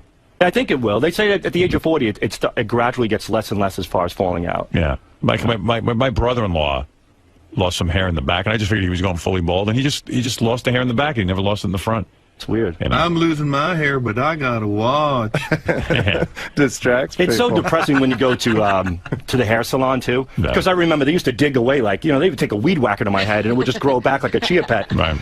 Now it's just like, don't touch the top. You know, they don't even cut the top anymore. It's just the back and the side. I don't know, but I mean, you've got hair. Yeah, I think you're all right. For 40 years old, I'm okay. You know what he's self-conscious about is his neck, like under his chin. He wants to get that removed. Is that why you grow the hair there, to sort of hide? Well, I make a jawline with my beard. I'm a faggot. I'm a fag, man. I mean, you spray on tan on your face, man, dude. That's just very, very odd. Well, I researched it, and this fake bake is supposed to be really good. Fake bake. I researched it. Do you still go to the salon, tanning salon? No more salons because, you know, they're cancerous. And like the shit you're spraying on your face could also what's be... in the fake bait? I don't know, but when I blow my nose, it's like black. So, oh, my God. Yeah. So it's good. It's good. Oh, you did a lot of research. Yeah. You know what? Who else? It's talking to this mom who took thalidomide. She did a lot of research, too. Baby has one arm. You know what he said he wants half to... a foot. You know what he does, too, that he said... Take it easy. What are you doing? You give him a fucking watch, he sells me out. Oh, my God. He sits there puffing that fake cigarette all day, you know, the electronic one. And somebody, Lisa G, came in one day and told him, she goes, you know, they're doing a lot of studies on those, saying they're really dangerous. And as he's puffing, he goes, yeah, I'll have to look into that. because it's a chemical in the fake cigarette, right? Yeah. Do you know I irritated my penis with that chemical? Well, how so? Sometimes I put so much of the liquid in there, it drips out of the cigarette sometimes. So I was taking a leak, and I wouldn't wash my hands before I took a piss. Yeah. All of a sudden, my dick got really red and itchy and crazy, and I thought I had a disease. I went down to the clinic. I got tested. I had to go to a urologist. Yeah. It was they wanted to give me a CT scan. They sonogrammed all my organs and everything else. Yeah. And then yesterday, I saw this other doctor who realized that it was a combination of that stuff, because I put 2 and 2 together, and I told him about it. And I developed, I think it got in my pee hole because I developed prostatitis. Oh, my God. Yeah, so why are you inhaling it? I don't know. You fucking lunatic. You're better off with a cigarette. Oh, yeah. You're telling me you're inhaling the stuff that affected your penis that way? Yeah, because it gets all over my it fingers. could be bad for your lungs, then. No, his dick is addicted to cigarettes. Oh, my God. Well, you know, the Sherlock Governale putting his head together with the doctor, and they figured out I that came up with the solution to this question. Dude, if you're telling me your dick got infected. Yeah, you have to be careful, because if a little bit gets on your tongue, it's like battery acid. Well, you know, the bottle of it, the liquid nicotine, has a skull of crossbones on it. Well, why are you doing that? Because there's no tar, there's no carcinogens, there's no carbon monoxide. If it did it to your penis, what is it doing to your lungs right now? I don't think it's doing anything, but you know, he's going to look into it. It's perfect thinking. It was a nightmare at the urologist. They found blood in my urine. And you're putting that in your lungs? Well, yesterday's test, there was no more blood in my urine, and the doctor... Yeah, because you're not putting any more of that crap in there. I will stop. Stop today. Wow. I love it, though. It's the whole point of that thing is supposed to stop you from smoking. No, now you're addicted to that. He's been using that for like 2 years now. I know. So you're probably jerking off like a maniac, and you probably had it on your fingers, and that's what probably did it. It might have been that, too. Because I never, I don't wash my hands before I take a piss. I do it afterwards. And he sticks his hand in his ass all the time. Like, he puts his hand in his pants and touches it. So he probably has something in his ass, too. Well, I did have a little tingle in the back end, too. Is that true? Yeah. Wow. So it was a combination. I got so scared. I even talked to our mutual friend Bob, and he said, "Get that checked out right away." Right. He's a great guy. Yeah.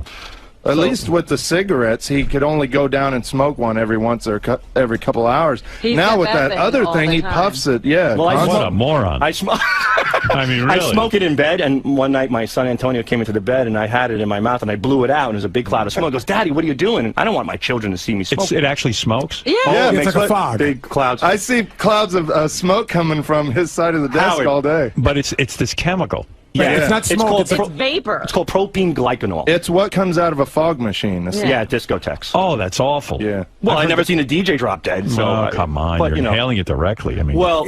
Can I tell you one more thing? So I was looking at that fake bake website. Yeah. First of all, it's a chick's website. Right. Like, it's for women. Like, if you look at it, the guys are going to put it up. But, like, look at that. It's a woman dancing in a bikini. And I don't know if you read the fine print, but they tell you when you put that on, you should stand in the sun for a full day. I mean, what do you think? You look so much more handsome with a tan? I got to tell you, Howard, you're a nice-looking guy. What are you worried about? After, I don't want to sound like a pussy, but after what happened with me and my wife, I became extremely insecure. Oh, okay. And it still bothers me a little bit. So I like to look good. Yeah. You still think she didn't fuck that guy? I told him. Why did you want him to think about that? Come on, he must think about it all. He needs someone to talk to. I just expected the worst, so I did assume it because that guy she fucked. Did he have a good tan? No, not at all. What it was? He looked like my wife fucked some guy with a really nice tan. So. Let me tan. That's what she likes. No offense, but he looked like Benji at his worst. This guy. But you were wearing at your worst. Benji. You were wearing. Really, he was not that good looking. No, he's like uglier than Benji. 5'4". No offense, Benji. Bald, 5'4", I think, 200 pounds. So that's the look you should go for. Yeah. Why are you slimming down and tanning? I don't know. But you were wearing makeup way before the emotional friend thing happened. You've been wearing makeup to work since I know you. Well, they used to call me Coon Boy in school and stuff. That Coon Boy? Yeah, Raccoon Boy. Because he had the dark circles under his eyes. Yeah. Coon Boy. They used to call me that and stuff. And I remember when I worked at Houlihan's, Halloween came up, and my manager was such a douche. He goes, "Hey, Sal," he goes, "what are you going for? As a vampire? You don't even need any makeup." You know, so little things like that. Wow. You know, but who gives? Low self-esteem. Sal and I have the opposite thing going on with our eyes. Those are white. Except mine are super white, and his are really dark, like a raccoon. Because I put my balls on them at the beach, and they don't get tan. Yeah, Sal rests his balls on Richard's beach when he's tanning. Scrotum His tan balls line. are Richard's eye pillow. Yeah. It's better than cucumbers. Yeah. Nice and cold and wet. It's like my spa. Hey, Sal, put your balls on my I eyes. need an eye pillow, Sal. Yeah, recuperative healing And his power. cock covers my nose, so that don't get sunburned. Yeah, give me a Roman soldier helmet. And he puts his asshole on my tongue. Where's he put his Puts asshole? his asshole on my tongue. I will get tongue cancer. All right, boys. Thank you very much. Thank you. Fascinating look at your Thank life. you for the watch, too, You're Howard. I welcome, really Howard. appreciate it. And thank you for the rotisserie. All right, you're welcome. Rotisserie. I don't even remember that one. So, Richard, how do you feel about the watch? Good. It's very nice, you know. Let me see that thing. It's 5:50 a.m. according to this watch. It's right twice a day. Exactly. How do you feel, Sal? Like when you saw Howard walk out, what were you thinking? Were you like, shit, Richard got hooked up again? No, because, you know, Richard loves watches and stuff, and I thought it was really nice. I really did. All right, now, if Howard could give you something, what would you want? Cash. Lots of it. Cash? Tons of it. I need money. Now, Please. what's the deal with the... A night in bed with Howard. I think that's what Sal wants. Well, you got the watch. You could suck his cock. What's the deal with the tanning? What's wrong? You know, summertime, people want to look good. There's nothing wrong with, you know, freshening up and looking nice. I mean, do you want to look like Doug with those spiral eyes that could hypnotize you? You know, he looks like some whacked out, retarded vampire. So I like to look good. Do you tan the rest of your body? Like, is your stomach white? I don't know. Is it? So you have fake... Oh, here comes the vampire now. I'm hypnotized. Now, do you think your partner Richard? I just looked at Doug. Could use some bronzer? Nah, he looks good, red and milky and sweaty. He looks like, you know, like a beat to shit canned ham. I like sound like Benji or something. No, you're much cuter than Benji. They still don't wear fucking makeup and hairspray. Right. All right, you two fruits. Thank you. All right, goodbye. All right, here's Sal taking his test with Gary. What is the capital of California? Los Angeles. That's what I said. You're kidding. Los Angeles. It's not the capital. It isn't? No. I could have sworn it was the capital. By the way, Jason was just telling me because then we put the... What is it, Sacramento? Right? Sacramento. Yeah. He's used that Close question enough. at least a half a dozen times in stripper quizzes. Right, so Not that one. You haven't That used that. exact one. Nope, New York, Albany. That's how I know That's that a different one. No shit, no kidding, idiot. No, You've asked that to strippers. I've asked the New York one. What's the capital of New York? I never asked the capital of California. Capital of Los Angeles. And I don't live in California. What do I give a fuck what the capital it is? What two states border Washington, D.C.? Uh-oh. That took a long shot. Washington, D.C. It is I'm bad at this stuff too, Sal. Don't feel bad. Virginia and Maryland. You got that you got it right. right. Did I really? Yeah, that's right. I know that I lived in Washington, so. At this point, I'm thinking, okay, 1 and 1, because I didn't move the test around. This how it went. I go, all right, he's going to do about half. Yeah, he's gonna get Right. somewhere. You We're on start a to- roll. You start to think he's got something going on. I don't think I get another one right for about 10 questions. All right. What is the symbol for the Roman numeral 10? You had to have gotten that.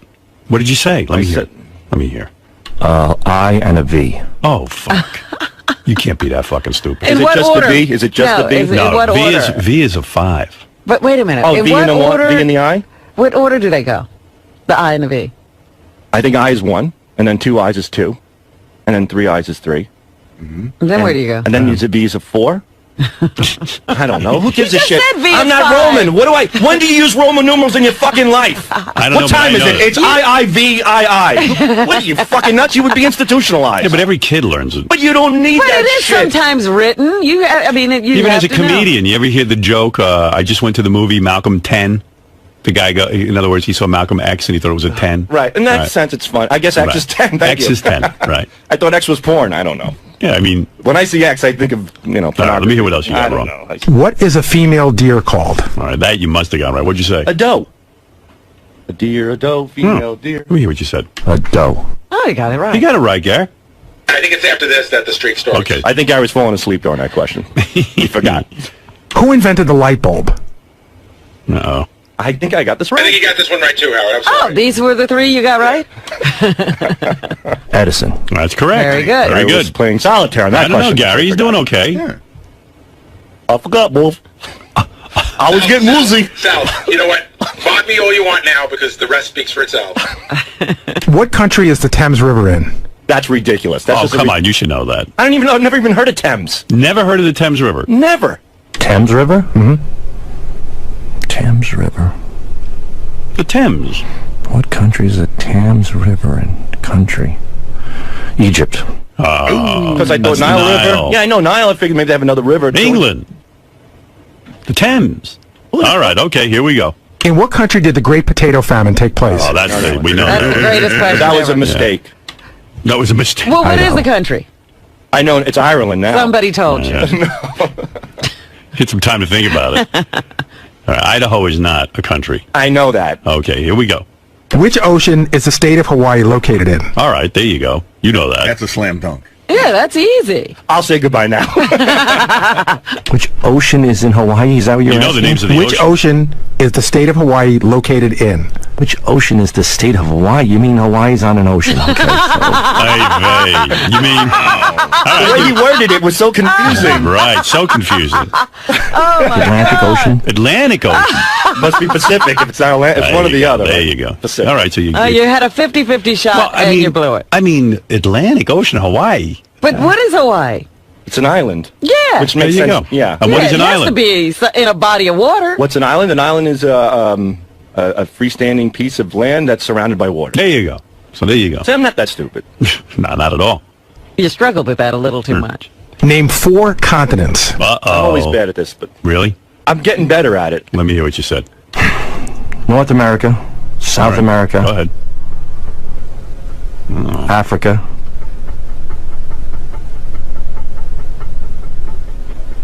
Brazil. Well, Brazil's a country. I used to think it was Tokyo, Mexico from a rap song, and then someone told me that wasn't true. So, Right. yeah. All right. But Brazil is in I know. where? South America. You already named that. Right, but I couldn't think of anything. And Well, you figure you might as well answer something. Right. All right. Who was Never the heard of Europe? Yeah. Asia? What about it? I've been to Italy, Robin. What's your point? Australian? second person on the moon? Who was the second person on the moon? Now, I knew this, but I forgot it. That was my problem. I see. That means you don't know it. He knew it, though, at one point, Gary. Doesn't that count? Let me hear your answer. I was on our show, and it was Bud. Our Bud Dwyer? Selig's his name. But Felix. Dwyer. Oh, Jesus. I thought he was a politician. I can't think Oh, of he's his thinking full name. of John Glenn. I was going to say Bud Glenn. Final answer? Buddy Hackett. What was his name? Neil Armstrong? Bud something.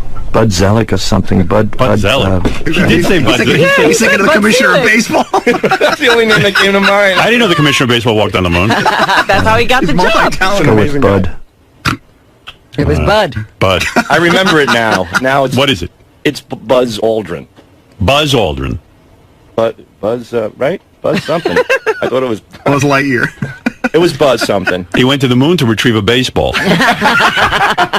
Who created the character Tom Sawyer? All right, this you know, right? You got this one right. Yeah, because I once said it was Rush when on the show. Rush. That's Well, right. Rush created the song. Right. That's right. That's correct. And I think But the character itself. I think I got this one right. Let's see what you said.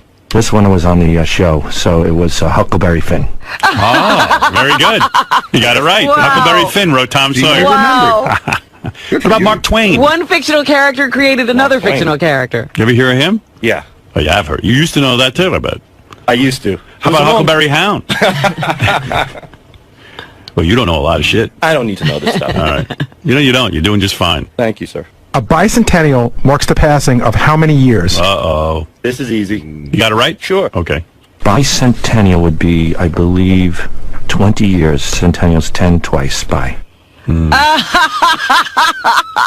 Oh boy. That ain't right. Wow. Cen is centennial. Centuries 10. Centennial I thought was 10. Century is 10. Century's 100, right? Right. Centennial's 10. So Then. 100. It's 200 years. Yes. Ah. See? You need Robin out. What is the northernmost state in the United States? I bet you I know what he said. Canada. No. Canada's not in the United Arctic States. Circle. Hear what you said. Washington. Or, yeah. Is that right? No. So either that Well, or, you said it. It's not right.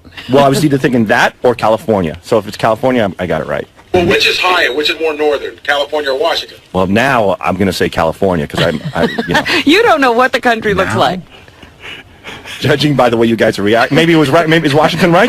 I'll stick with Washington. Washington's good enough. Okay, good. Well, I'll on the take it. continental United States, that Right. is. What sport is played on a gridiron? Wait a minute.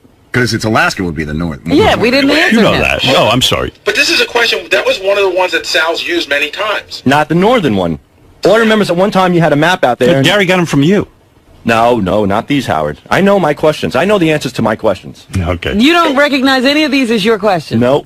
What sport is played on a gridiron? Uh-oh. Never heard that. Not into sports. A gridiron. A gridiron. A gridiron. A gridiron. A gridiron sport. I'm not into sports either, but I know this. I'm not into sports. Soccer. Soccer? Douche. So lucky guess. Football. Football? Yeah. I don't see a gridiron there. I see a bunch of straight lines that go Never across. heard gridiron? Never. Never heard that? Never. Gridiron. Well, what about soccer as a gridiron? Is it a gridiron? It's similar to a football field. All right, look. I don't know. You're having a lot of difficulty. But you're asking me things again that I'm not interested in. That Well, yeah, I'm not interested in football But either, they're but I general- have a they general really are knowledge. general I know other knowledge. things about football. Do you ever hear the expression like a gridiron great? Like, they go, Frank Gifford was the great gridiron, something like that. All I know about Frank is he banged some chick in the ass, and you guys... He didn't bang her in the ass. You don't even know that. Oh, he tried to. He wanted to. He wanted to. She didn't want to do it. Right. Okay, there you go. Shall we? And that was... My dear. Shall we, my dear? Benjamin Franklin is one of 2 non-presidents on U.S. paper currency. No. He's on the $100 bill. Who is the other? That's a good question. Benjamin Franklin is on the... I think I'm having difficulty drawing a name up. Why am I having a problem with that one? I don't know this one. Yeah. You see? We're all in the same boat. I'll admit when I don't know one, but this is the first one that stumped me.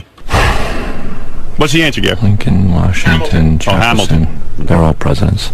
Was Jefferson a president? Yeah. Yeah, right. Lincoln wasn't. On a paper bill? Mm-hmm. Paper currency. Jesus Christ. What's going on with the audio? Lincoln. Jesus. I don't blame you for not getting that this. may not have been. I'm going to just say Jefferson. But how about saying I don't know? Well, he always takes a guess. Yeah. Makes it a bit more interesting. Then when he comes up with Idaho and shit like that, it's funny. Well, no. Those he would have just... Right there, he knows he doesn't know, but he can't say I don't know. Right. I know somebody on the a coin that wasn't a president. Sacagawea was on the dollar coin. There you go. She wasn't a president. What newspaper's motto is all the news that's fit to print? You knew that one, right? Yeah. What'd you say? New York Times. Good. Okay, so you got that You right. got 4 right. New York Times. You got 4 of them right. Not too shabby. No. Way to go. Your IQ should be around 40. So far. It's 10 more than I thought it would be. Yeah. All right. So we get the idea. We know you don't know a lot of stuff. You took Sal over Richard? Yeah, I did. I wonder how many of those Richard could answer, honestly. I don't know. Yeah, maybe we should have given Richard the same test. Right. Well, we're going to find out Thursday anyway, so That's you'll be either true. vindicated or just shamed. Is that the end of the CD, Howard? I don't know. It's enough. Shamed. We know he doesn't know anything. I'm beyond shamed. I sold my humility years ago. I mean, forget it. Right. But I'm proud You of sold your humility? Yeah, You sold his humility. I have no humility. To Sacagawea. My dignity to Sacagawea. All right. You better go. My brain is scrambling. You're kidding. Working for the Yankee dollar.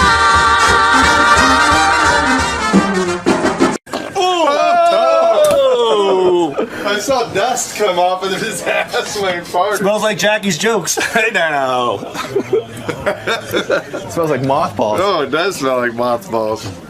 That old ass. I think that smells like Old Spice and mothballs. That's like when you open up King Tut's tomb, the air that comes out. I think that's air from World War II.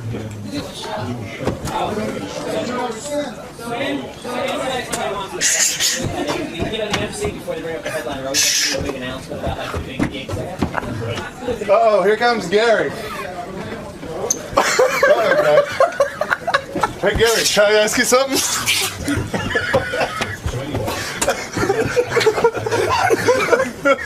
God, stop joking around here. I'm not kidding.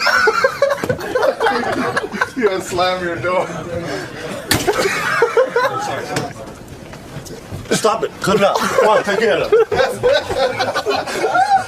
Go in there, Gary.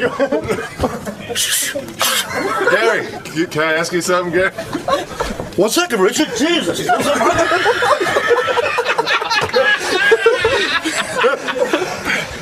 Oh, you got this guy got that CD house looking for. I keep asking him.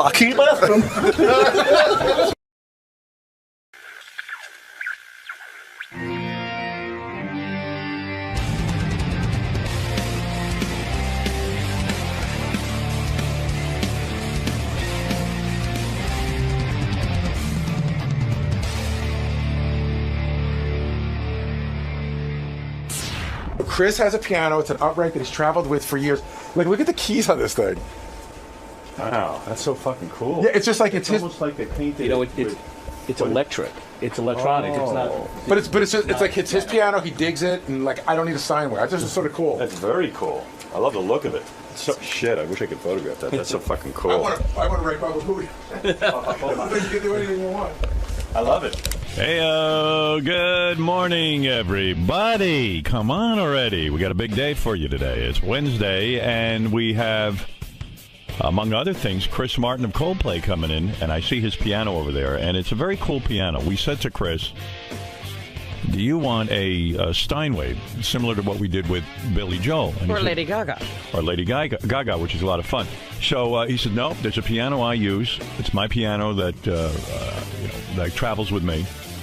And it is the complete opposite of a Steinway, actually. Look at that thing. It's a stand-up. It's a stand-up little piano, and it is... what would you call the finish on it? It looks like graffiti. There's graffiti all over it, spray painted, very cool looking. And I said to Gary, that's like the coolest little piano I ever saw. I wish I knew how to play piano. But that is his piano, and that's what he enjoys playing. And it's actually electric. It's an electric piano, Robin. I don't know if you know that. I did not know that. I haven't taken a complete look at it. Well, I took a complete look at it, and I still didn't know it was electric piano. Lest anyone think that is not electric, they're wrong. My wife was so excited. She's a big Coldplay person. And she has a girl crush on Gwyneth Paltrow. I was going to say, I was thinking about that this morning, that she's a huge Gwyneth Paltrow fan. I know my wife would go down on... like, my wife is not into girls at all, and I know that. Unless she wakes up from a stroke and suddenly is. Unless she has a stroke. I feel like she would go down on Gwyneth Paltrow in a minute. I don't think so. I think she would. I think she's that hot for like her. to be her best friend. Yeah, that too. She'll admit it. She has, ever since I've known her, she's like obsessed with. Yeah, I know. She always checks the website. Yeah. It's Gwyneth Paltrow all the time. Every picture she's in, she's beautiful. She just thinks... Do you have that feeling about it? No, I don't like Gwyneth Paltrow. I mean, I shouldn't say this. Well, listen, what does he care? It's not an attack on him. And it's not, I don't know her as a person. I just don't find her interesting in movies or anything. My wife would cut your tits off. I have never seen that Shakespeare in Love. Can't watch it. You'll tell me you didn't love Shallow Hal. She was in a suit. That's why I loved it. Jack Black was there. Well, anyway, my wife adores her and loves Coldplay. Even went out and got the new album. That's, she's way into the whole thing. Wow. But anyway, Chris Martin is coming in. We have his piano here. And we'll talk, we'll sit and bullshit and play some music. He's British or something, isn't he? Sure. Absolutely he's British. What are you talking about over there?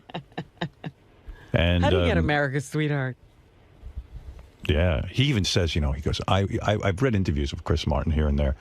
And he even says, God, when I was growing up, I was such a geek. The idea that Gwyneth Paltrow would look at me, let alone marry me, he goes, I want to pinch myself. Because this is crazy.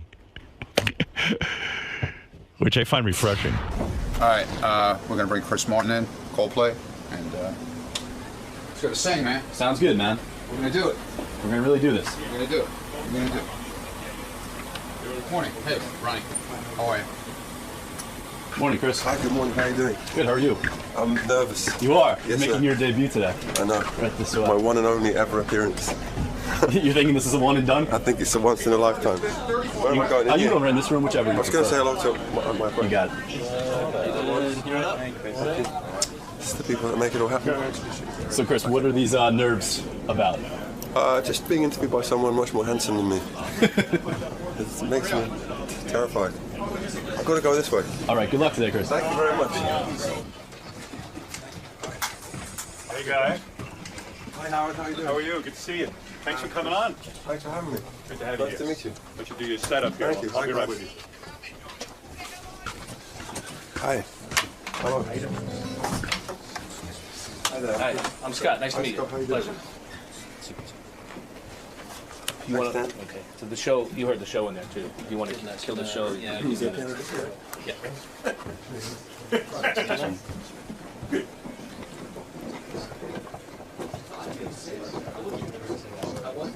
Two. It's the youth club in the studio. Yeah. Did you kill the show? I didn't kill it completely. You can kill it for now until he. Does Howard come through here as well? He will. Yeah. We'll kill it for now and then. Do you want to completely off for now? No.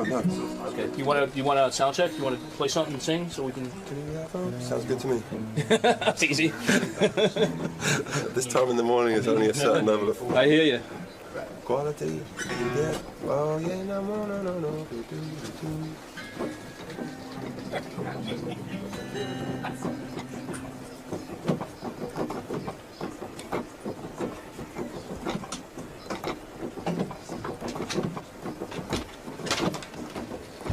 Yeah. Good? Yeah. Okay. Thank you. Well, I'm honored. I'm actually very, very honored. Of course, everyone knows Chris Martin is the, I guess, lead singer, writer of Coldplay, and he is here with us right now. And He's right here. Hi guys, how are you doing? Robin wants you so badly. Oh, here we go. I felt that in the corridor.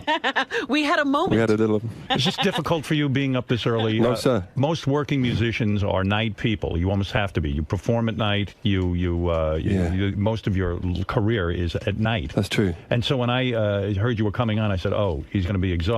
He's going to tell us his voice most hurts." rock stars complain to us. That's right. No, I just treat this as a very late night. You know what's funny with you? You are a very handsome man, a tall man. Thank you. You are. Likewise. No, you're a very handsome guy.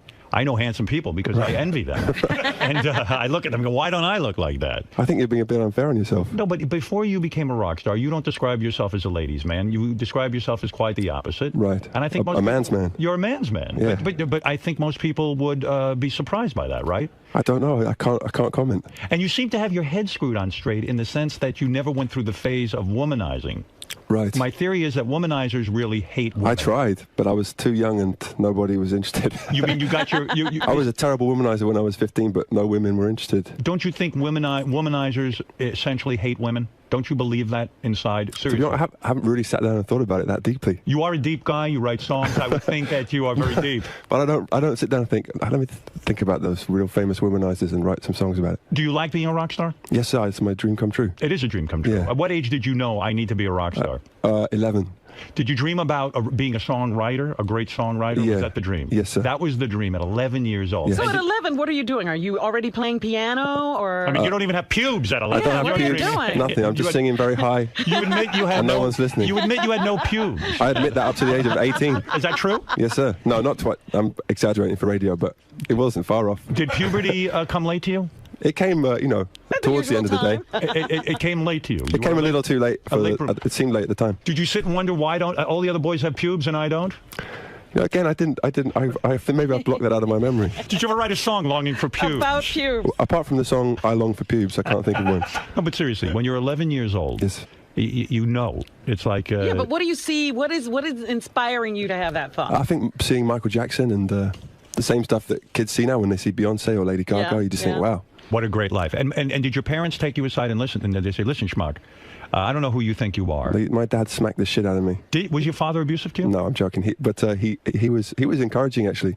Because he was made to stay in rural England and do his dad's old job, if you see what I mean. So he was kind of, you should leave here and go and do what you want to do. So that was great. They didn't say anything to you like, who do you think you are to be a singer or songwriter? That's irresponsible. We want you to go to college. We want you to give up this idea of being a singer-songwriter. They didn't say that to you. My dad, he said it probably is, he said it's unlikely to happen, but you should have a go. Really? Yeah. Amazingly supportive. Well, yeah, and he said, don't drop out of school, whatever, but he never said you can't do that. Did he get you piano lessons? No, but we had a piano and... So yeah, yes and no is the answer. Are you a genius in that you taught yourself piano, that you didn't need to have anyone instruct you? You are not a genius. No, quite the opposite. You don't consider yourself a genius. You've sold millions of albums. You've written hit songs, but you're not a musical genius. I had a moment of thinking we were good because we were very popular, and then someone told me that the Nazis were popular for a while. So my self-esteem went right back down again. Is being a successful rock star hard work? No. That's a lie in a sense. You're being humble because... I'm not being humble because you've got to put it in perspective. Isn't there years of playing clubs? Isn't there years of honing the craft, perfecting the industry, learning how to play in front of a live audience and turning them on? Isn't there sort of a process? Craft to what you do. Well, you've made records, right? You know how it is. Yeah, absolutely, I've made records. All of them bad.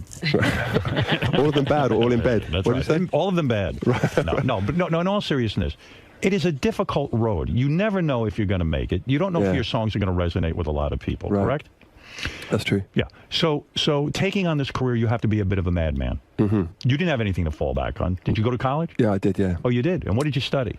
Ancient history. And what was the idea that I will be a history teacher if yeah, what can you do with that degree? Dude, that's even worse than planning to be a rock star. You know you can be just very interesting at McDonald's while you give someone their burger.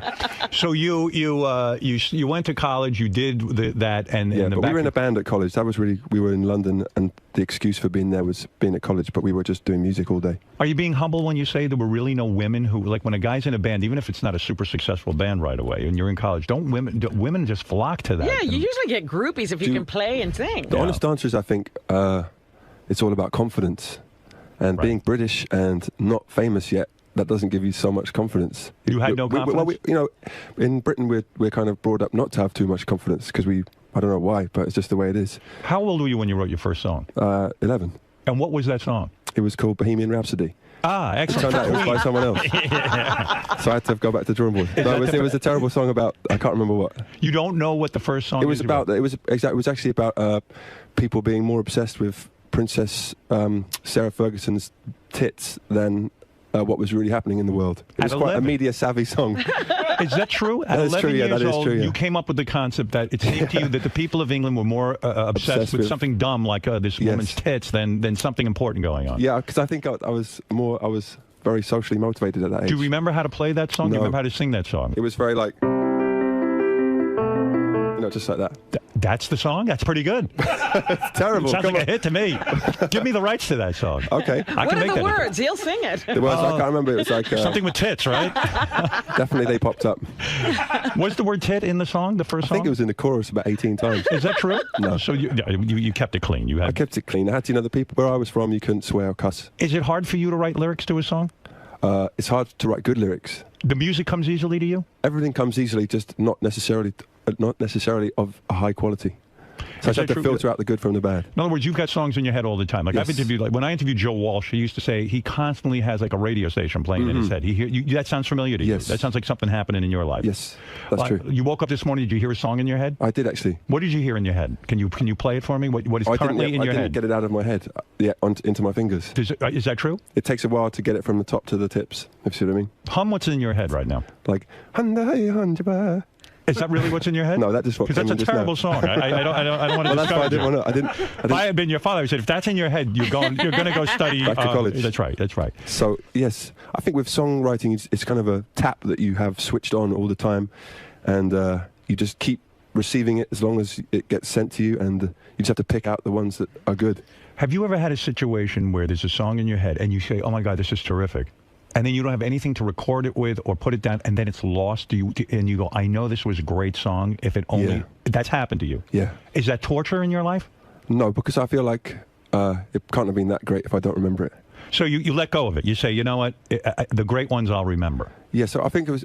I read a John Lennon interview one time when he was talking about that, because they didn't have like iPhones and voice memos and all that stuff. No. So he said, if you have a really great song, you'll remember it. And so what's the process then? Like, let's say you're in the shower and you hear a great song in your head. Do you run out of the shower? I get the piano into the shower. Come on, what do you do? Where do you put it down? What I do is normally this happens at night time. Right. At like 1 in the morning is generally the kind of witching hour, and everybody's asleep, and so I just go down and sit for maybe like 3 or 4 hours and just run around and around and around. So it's like a job. You have to, like, at 1 in the morning, I'm going to go down for a couple hours and maybe write music. But this makes it hard to live with you, doesn't it? Right. It's hard anyway.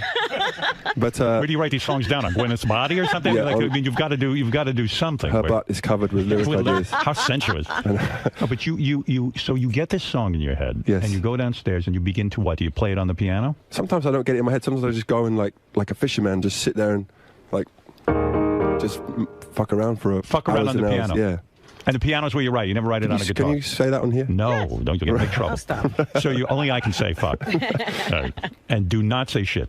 Okay. Anyway, so did you ever grab the guitar? It's always the piano that you sit down and you start to play. Either one or the other. Right. And does the family get very upset with you because they're like trying to sleep and you're banging away on a piano? No, we have a studio right down the street, like 10 meters away. So you have a studio in your house? No, not in the house. Like 8 doors down the street. And that's your place. You go there. Yes.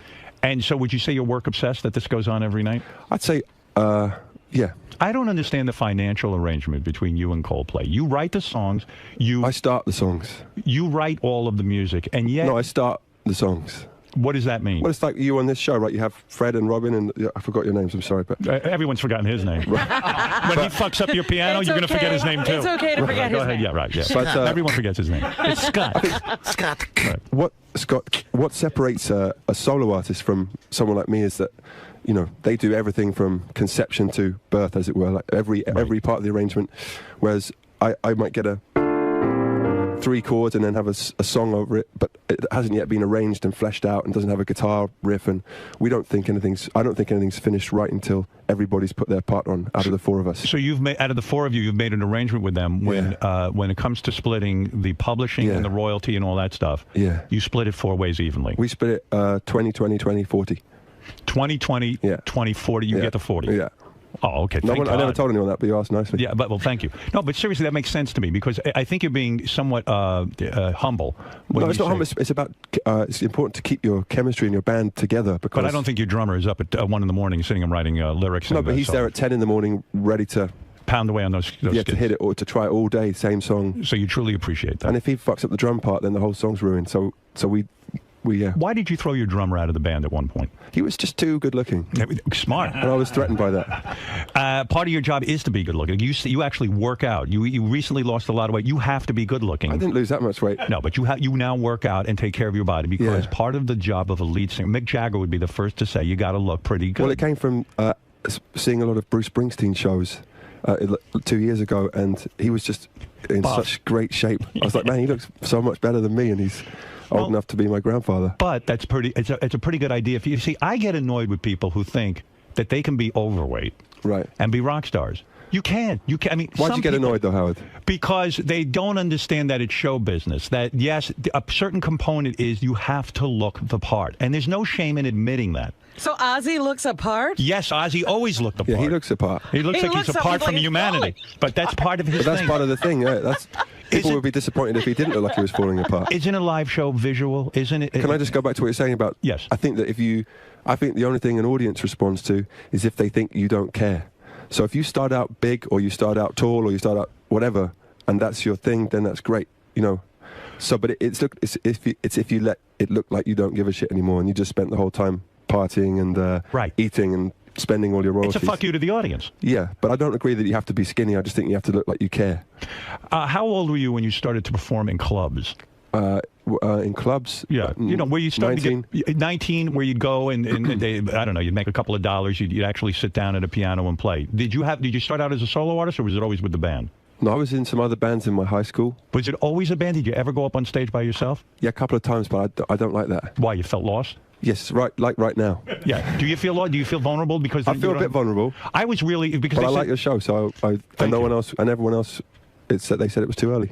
Actually, they said, gee, would you want Chris in here by himself, or would you want him with the band? And I said, if you're giving me a preference, I'd rather talk to you one-on-one. And I like that vulnerability. Okay. I like that you feel somewhat naked out here. Yes. Because I understand that. Some people need, Simon and Garfunkel, the reason that band ever even happened, those two performed, Paul Simon was so dreadfully shy that he needed a guy up there with him. Right. It wasn't that Paul Simon couldn't have a solo career. Yeah. Do you fantasize now that you're more comfortable as a solo artist? No. You would never do it? No, sir. No leaving the band? No way. Wait, no.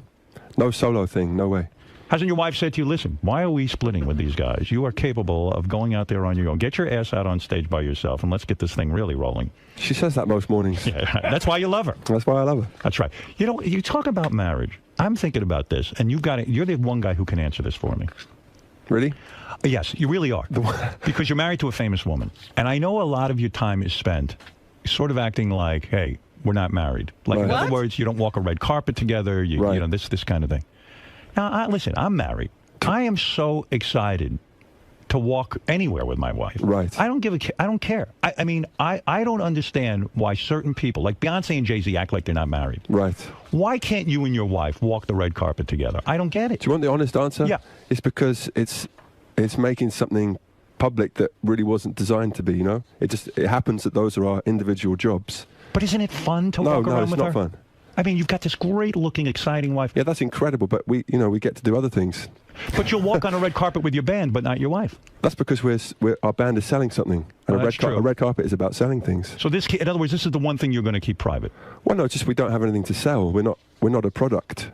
That's just a relationship. It just happens that she does that and I do this, and.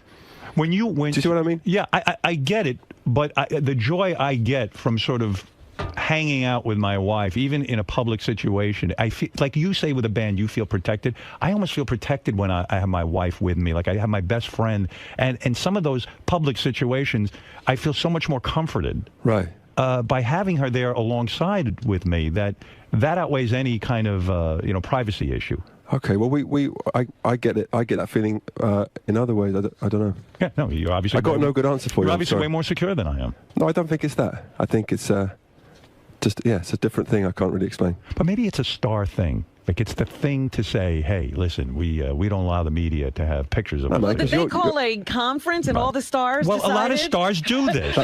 Chris is not, by the way, he is not the only one doing this. It seems like everyone's doing it. Because that's what I'm saying. Did they have a meeting in Hollywood and everybody But Bruce Springsteen walks around with his wife. Patty, yeah. Yeah, he'll walk around with Patty. But she's also in the band. She is in the band. You're right, Robin. Yeah. That's a good point. Get your facts straight. Yeah, you know what? Let Robin and I debate this. You don't even need to be here. Also, it's just what makes you feel comfortable, right? I mean, you're saying I'm famous, but you're 10 times more famous, so you... Am I? Yeah. I'm 10 times more famous than you? Yeah. You've sold tons of... Everyone knows Coldplay, knows your music. Nah, man. Let's not make this a competition. but I'm just saying, it's just what makes you feel comfortable, and we don't really feel comfortable in that situation. Really? Yeah. I think you should try it. I think you'd be very comfortable. Two of you are charming. Well, why not? You're being very sweet, Howard. Thank you. Okay, so let's go back to this because I want to understand the trajectory of your career. So you start to perform at 11. You start to write songs. First big hit song with Coldplay is Yellow. Yes, sir. How old are you when you write that? 21 or 22. 22 years old. When you wrote Yellow. 22 or 3. I can't actually remember. When you wrote Yellow, did you know it was a hit?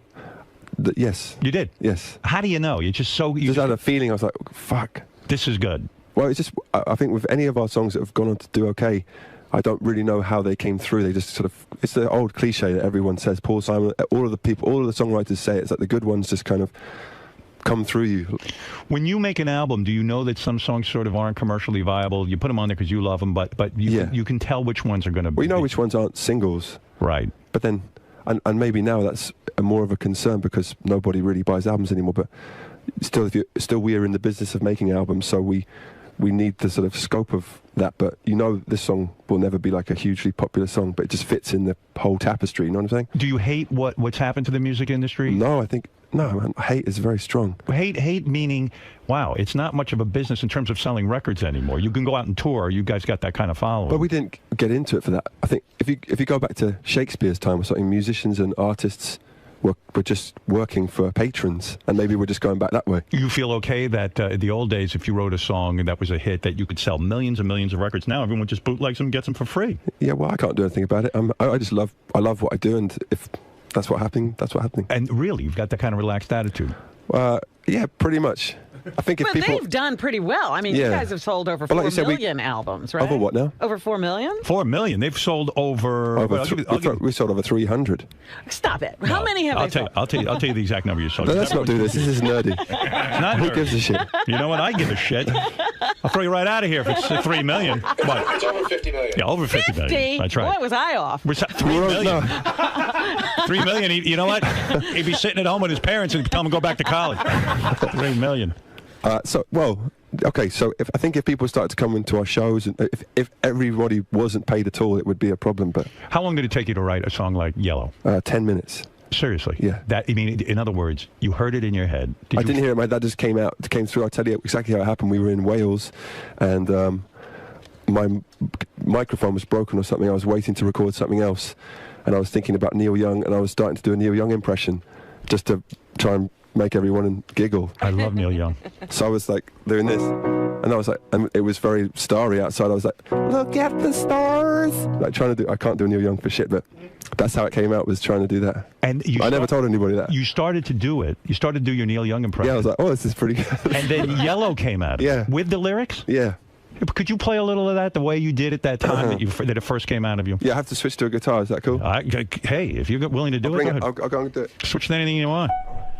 I'm happy with that. I didn't know you play guitar too. It's pretty good. Well, he says he writes on both. I love it. I wish I could play anything. Well, you just got to start, man. How old are you? Do your kids play any instruments? Yeah, a little bit. Wouldn't you tell them never to play the clarinet or violin, that the guitar and piano are the cool instruments to play? I haven't said anything like that. I would say that to them. You would never say that to anyone. I certainly would. I told my I'm talking to Chris. I know Why what wouldn't you would Chris say that? Chris, you will never play the fucking trombone. But, I mean, my parents got me a clarinet. I wanted to hang myself. Look at this face with a clarinet. I was never getting laid. That was a face built for a clarinet. The guitar and the piano we can make a living at. Yes. Yes. Yes, of course. All right. So do you still play clarinet? Making a living at violin. I don't play clarinet. I play a little guitar and a little piano, but badly. Go ahead. So you're sitting in the studio. You really want me to tell you this? This is not boring to you? What?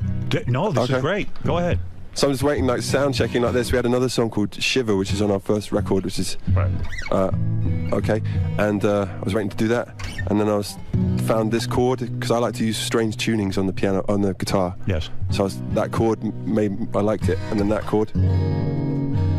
So I was like, look at the stars. Right. Real Neil Youngy, and then the rest just come out. Come on, play a little. Oh, okay. You're so damn talented. What are you doing? You went and got the guitar. Okay. Don't fuck around. Let's do it. In my voice or in my bad Neil Young voice? Do it in your voice. Okay. Yeah. That's even worse. But those chords came to you, and then all of a sudden you say, hey, these are pretty good chords. I'm not screwing around here. This might be a song. Yeah, so this is what happened. So I did this bit. I'll show you the bit I did. Yeah. I went in and I ran into where Johnny and Guy were, who are bass player and guitarist, and said, what do you think of this? And they were playing video games, and they were like, that's okay. Yeah, good. They're worth 20%. Yeah, go ahead, yeah. No, but I haven't finished the whole thing. So I was like, look at the stars, look how they shine for you, and all the things you do. Yeah, they were all yellow. I didn't know what that meant. Oh, that's so good. Don't stop. Go ahead. I didn't know what that meant. What do you mean you didn't know what it meant? I was like, because the word yellow came out, and I was like, no one's going to know what that means. But you're saying the stars are yellow and blue. Well, I didn't mention the blue, but I can if you want. Yes, but I mean, you're like, the stars are all yellow. Yeah, but they're not yellow, though. There's a problem. The stars are yellow. Well, they are in sort of Christmas cards. So you were confused by your own lyric. This was coming out of you, and you didn't even know what it meant. Like, there's no meaning to it. I was like, I'm going to have to talk about this in 12 years on Howard Stern. I better figure this shit out. But you're telling me there was no meaning to this thing? Well, it was a feeling more than a meaning. Right, yeah. Because it makes me emotional when you start singing that. Really? I get chills. I think that's just because you find me attractive. Well, you are a handsome man. I'll be honest with you. So I went and I played that to the band. Shall we leave you two alone? Well, I like his look. I'm sorry. I mean, I'm not saying I'm gay. I just like how you look. I wish I could look like that. Today. Yeah. You look great, man. Don't be so down on yourself. Well, look at that head of hair. Yeah. People would kill for that. Yeah. So then I played that to the rest of the band, that one little loop thing, and then I went into the bathroom because they were playing football, and it sounds like they play a lot of games, these guys. No, this is just one story. Right. And then in the bathroom there was like a good echo, and that's where your skin, oh yeah, your skin, the chorus bit come out. Yes. And then I went back in the room, and they said, okay, let's go and work on it. Why are you frustrating me? Play a little bit of it. Come on, a little more than that. He was just telling you how it went. Okay. Don't you want to hear a little of that? Just I would love to.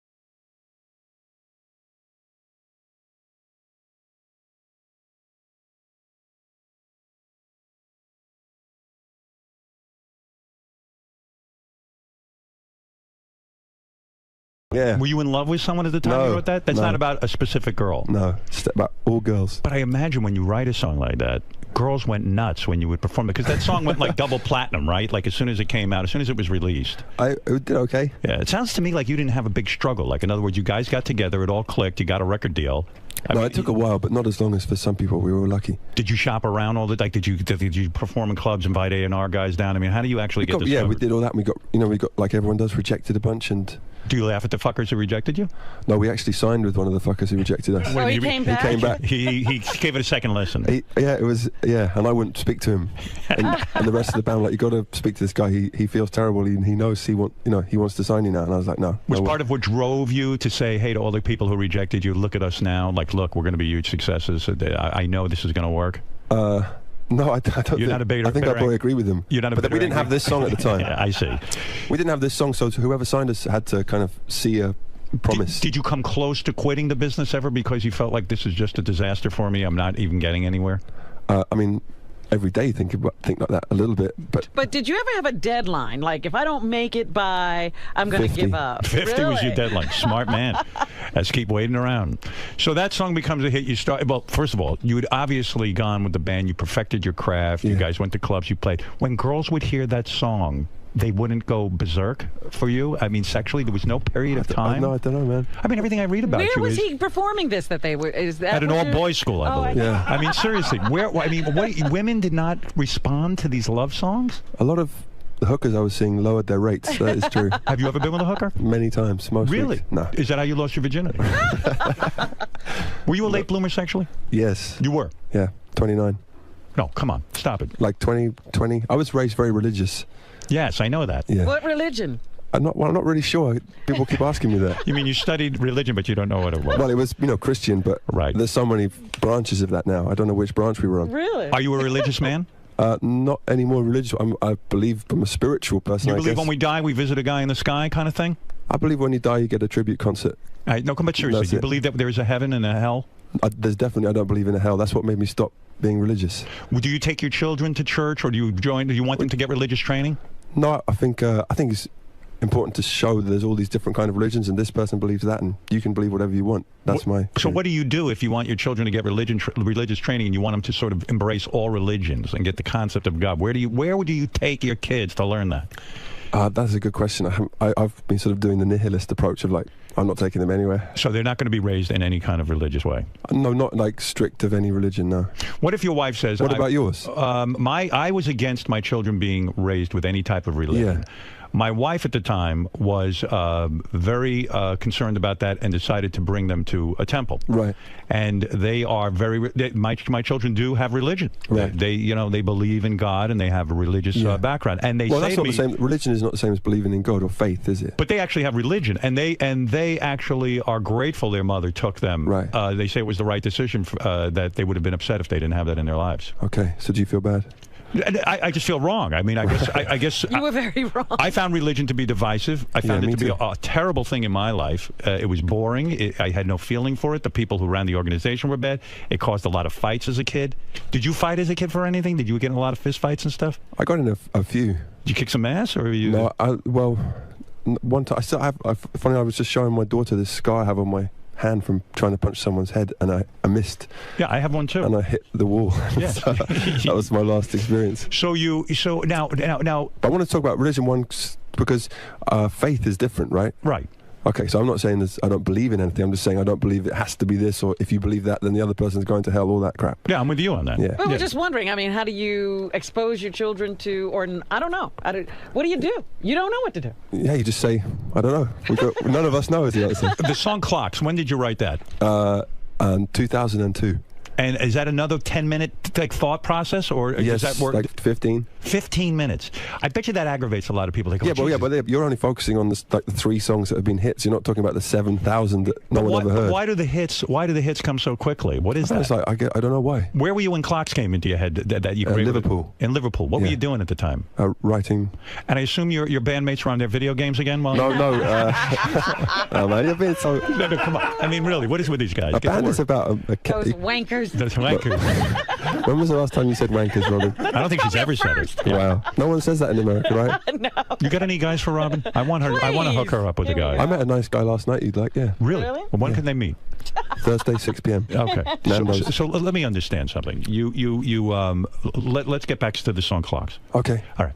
Because it's a hit, and I like to know about this. I love the genesis of it. You're sitting around in Liverpool writing. Like, in other words, it's one of your times to sit and write. Well, how does this come to you? Okay, I'll switch over here. All right, going over to the piano. To you? I love talking about it. I love music. I love to know about these No one songs. really asked me about this. Oh, I'm asking you about it, for Christ's sake. I got you here. I'm going to ask you. And don't worry, I'll ask you about your wife, too. My wife has a crush on your wife. I'm talking about when I met my wife 12 years ago. Let's make it happen. You're not kidding. My wife's not into other women. But the way she talks about Gwyneth Paltrow, it's weird. Your wife's very beautiful, though, isn't she? She is very beautiful. Isn't she young enough to be like my granddaughter? Right. No, listen, there's only... He raised her, and then he married her. That's right. No, she is much younger than I am. Where's the calendar? Show him a picture. Oh, here, look here. I'm a photographer now. We are raising money for North Shore Animal League, and here is my wife on the cover, and, of course, photographed by me. Wow. I'm multi-talented. You're only good at music. I have many talents. Go back to... Clocks. The song Clocks, okay. All right, where are you? A place called Parr Street in Liverpool. So we went to Liverpool, obviously, for all the same reasons everyone does, to kind of get some Beatles vibes, as it were. Are the Beatles your heroes? One of them. Right. I have a lot, though. Are they the best group that ever existed? They're one of them. One of them? Well, who are your Who's other better? influences? Well, you've got to put Stevie Wonder and the Stones and... Right. I mean, there's so many. That's right. Oh, just Bob Marley. There's no number one with you. Well, probably Bob Marley is number one. Really? Did you ever think of reggae as a full-time career? Or Michael Jackson. Michael Jackson? Yeah, we were having a conversation about Michael Jackson yesterday. He's like, I hated his music. He doesn't think I don't much like of Michael it. Jackson. And I keep telling him he is alone. I don't in this feel his feeling. music. What is your favorite Michael Jackson song? Billie Jean. I never got Michael Jackson. That's it. Well, you're just an idiot. Then. I am. Well, hey, fine. I keep trying to tell him. But his music. Well, listen. When you respond to someone's music, is it really idiotic not to like music? No, it's not idiot. That's the whole thing about music. So I'm not an idiot. No, you're not an idiot. Thank you. You're Make that clear to everyone. Well, you call everybody else an idiot if they like something you don't. No, that's not true. But I think Steely Dan. what I like about him and Bob Marley is that you can anywhere in the world, people like it. Well, it doesn't matter except me. Except you, but There's this one pocket. But even you would like one song, right? Well, I love Bob. No Woman, No Cry. Yeah. Get back to Clocks. Okay. All right. So you're sitting around. You're in Liverpool. You want inspiration. You went. Okay. This is actually. Wow. Yeah. Now you really? never had a piano lesson? Say what? You never had a piano lesson? I had some when I was 7 for a year, and then my teacher left. That's amazing to me. To get married, I think. I mean, if I could do that, I mean, every guy wants to be able to do that. I feel every guy would prefer to be guitar first. Maybe, yeah, that's Guitar's true. the most sexy, and then and then the piano. But that is such. Listen, it's an aphrodisiac to women. I mean, I think every guy has the fantasy. I'll write a song like that. If I could play like that, I would get the woman. And it's such an amazing thing to be able to run around and do that kind of stuff and think that there's a song in your head. I don't know. I wish I could do that. To songwriter, you know, I mean, I guess it takes an 11-year-old to say, I'll be able to do that. Because it is daunting if you think about it from this standpoint. It's more daunting now, funnily enough. Yeah, at that time, and I think it was good to have 10 years without anybody really commenting, because I had a few teachers who were really encouraging. They were like, keep writing. They were really good. But well, you're hitting on a point. Yeah. A lot of these kids today who want instant stardom, I'm talking about like American Idol. Right. In a way, they don't have those years where, okay, they're talented, they can play piano, but they've got to develop. And you already, if you put your video on YouTube now, you get slagged off by everybody right before you've even hit 14. Do you get criticized? Of course, very much so. Yeah. Right. Does it get to you? Occasionally, it does. I get frustrated because sometimes it obscures all the positives. Maybe that's me, or maybe that's being British. Like today, I didn't sleep so much, so things feel more negative. But do you feel underappreciated as an artist? No, God, we couldn't ask for more, really. So, but when a fellow rock star comes out and says, Coldplay, fuck them, you know, like that guy from Oasis or somebody, he's always criticizing everyone. But does that hurt you? And you're like, oh, come on, are you really? No, the inter musician stuff is just, that's just like boxers before a game, making it all hyped up. Yeah, but you're not like that. You don't. No, I don't subscribe to that. But the public with critics. Well, when someone has a really valid point, it bums me out, because if I agree with it. But what has someone said about you that you agreed with that was negative? At certain times, like they need to improve this part, or they need to work harder on this bit, or whatever it was at the time, lyrics, or colourfulness of music. But isn't that up to the? I mean, you're the artist. You're the one who's sitting and creating this stuff. Yeah, but sometimes a music critic can point something out. A good one can know what they're talking about. Can't you get neurotic? I mean, if you really wanted to go about it before you release an album, you can call in all the music critics and say, "Do you guys agree with this song?" And and you could sit there and perfect it. No, it is impossible. I mean, everyone tells me. Funny enough, all the older guys who are all so sweet to us and stuff is they always warned us. No, this is what's going to happen 8 years in or 10 years in. There'll be a backlash. Well, there's a backlash, or you have to be very careful who you listen to and who you don't listen to, and that's all coming true. Can critics destroy an artist? Can you basically say, you know, I've got a good life, I've got a great wife, I've got kids, I've got enough money, I don't need to go work. Yeah. Could they destroy your spirit and you say, you know, fuck it, I'm sick of the criticism, I don't want to be here anymore? They could if we didn't play live, yeah. Because anything that anyone's written is just fucking blown out of the water as soon as you go on stage, because you're like, well, all these people have not only come to see us, they've paid money, they've gone through parking, they've gone through traffic, they're all fucking here and they've paid to be here. So why would I care about some? Yeah, why aren't the fans more important than some guy? Well, that's what I'm saying. They are, but I'm saying that you don't necessarily. Sometimes you can get into a place where you're in a little bubble and you don't actually meet anyone. You don't meet any of your listeners. You only really see the bad shit. Have any of your songs ever become hits that you thought were terrible? One. Which one? A song called Speed of Sound. So you think Speed of Sound is a bad song? No, I think we just did a shit recording. Play a little of Speed of Sound, please. I don't really want to. Yes, you must. All right.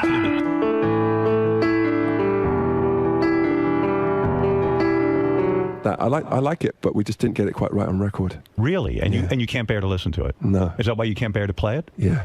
Wow. Really? Yeah. It pains you. It pains me. Now, you have to play this in concert. You're smiling. No, Are you we don't. joking? You don't? You don't play it. We don't play it. Because of your feelings about the song. Yeah, because like I said, if an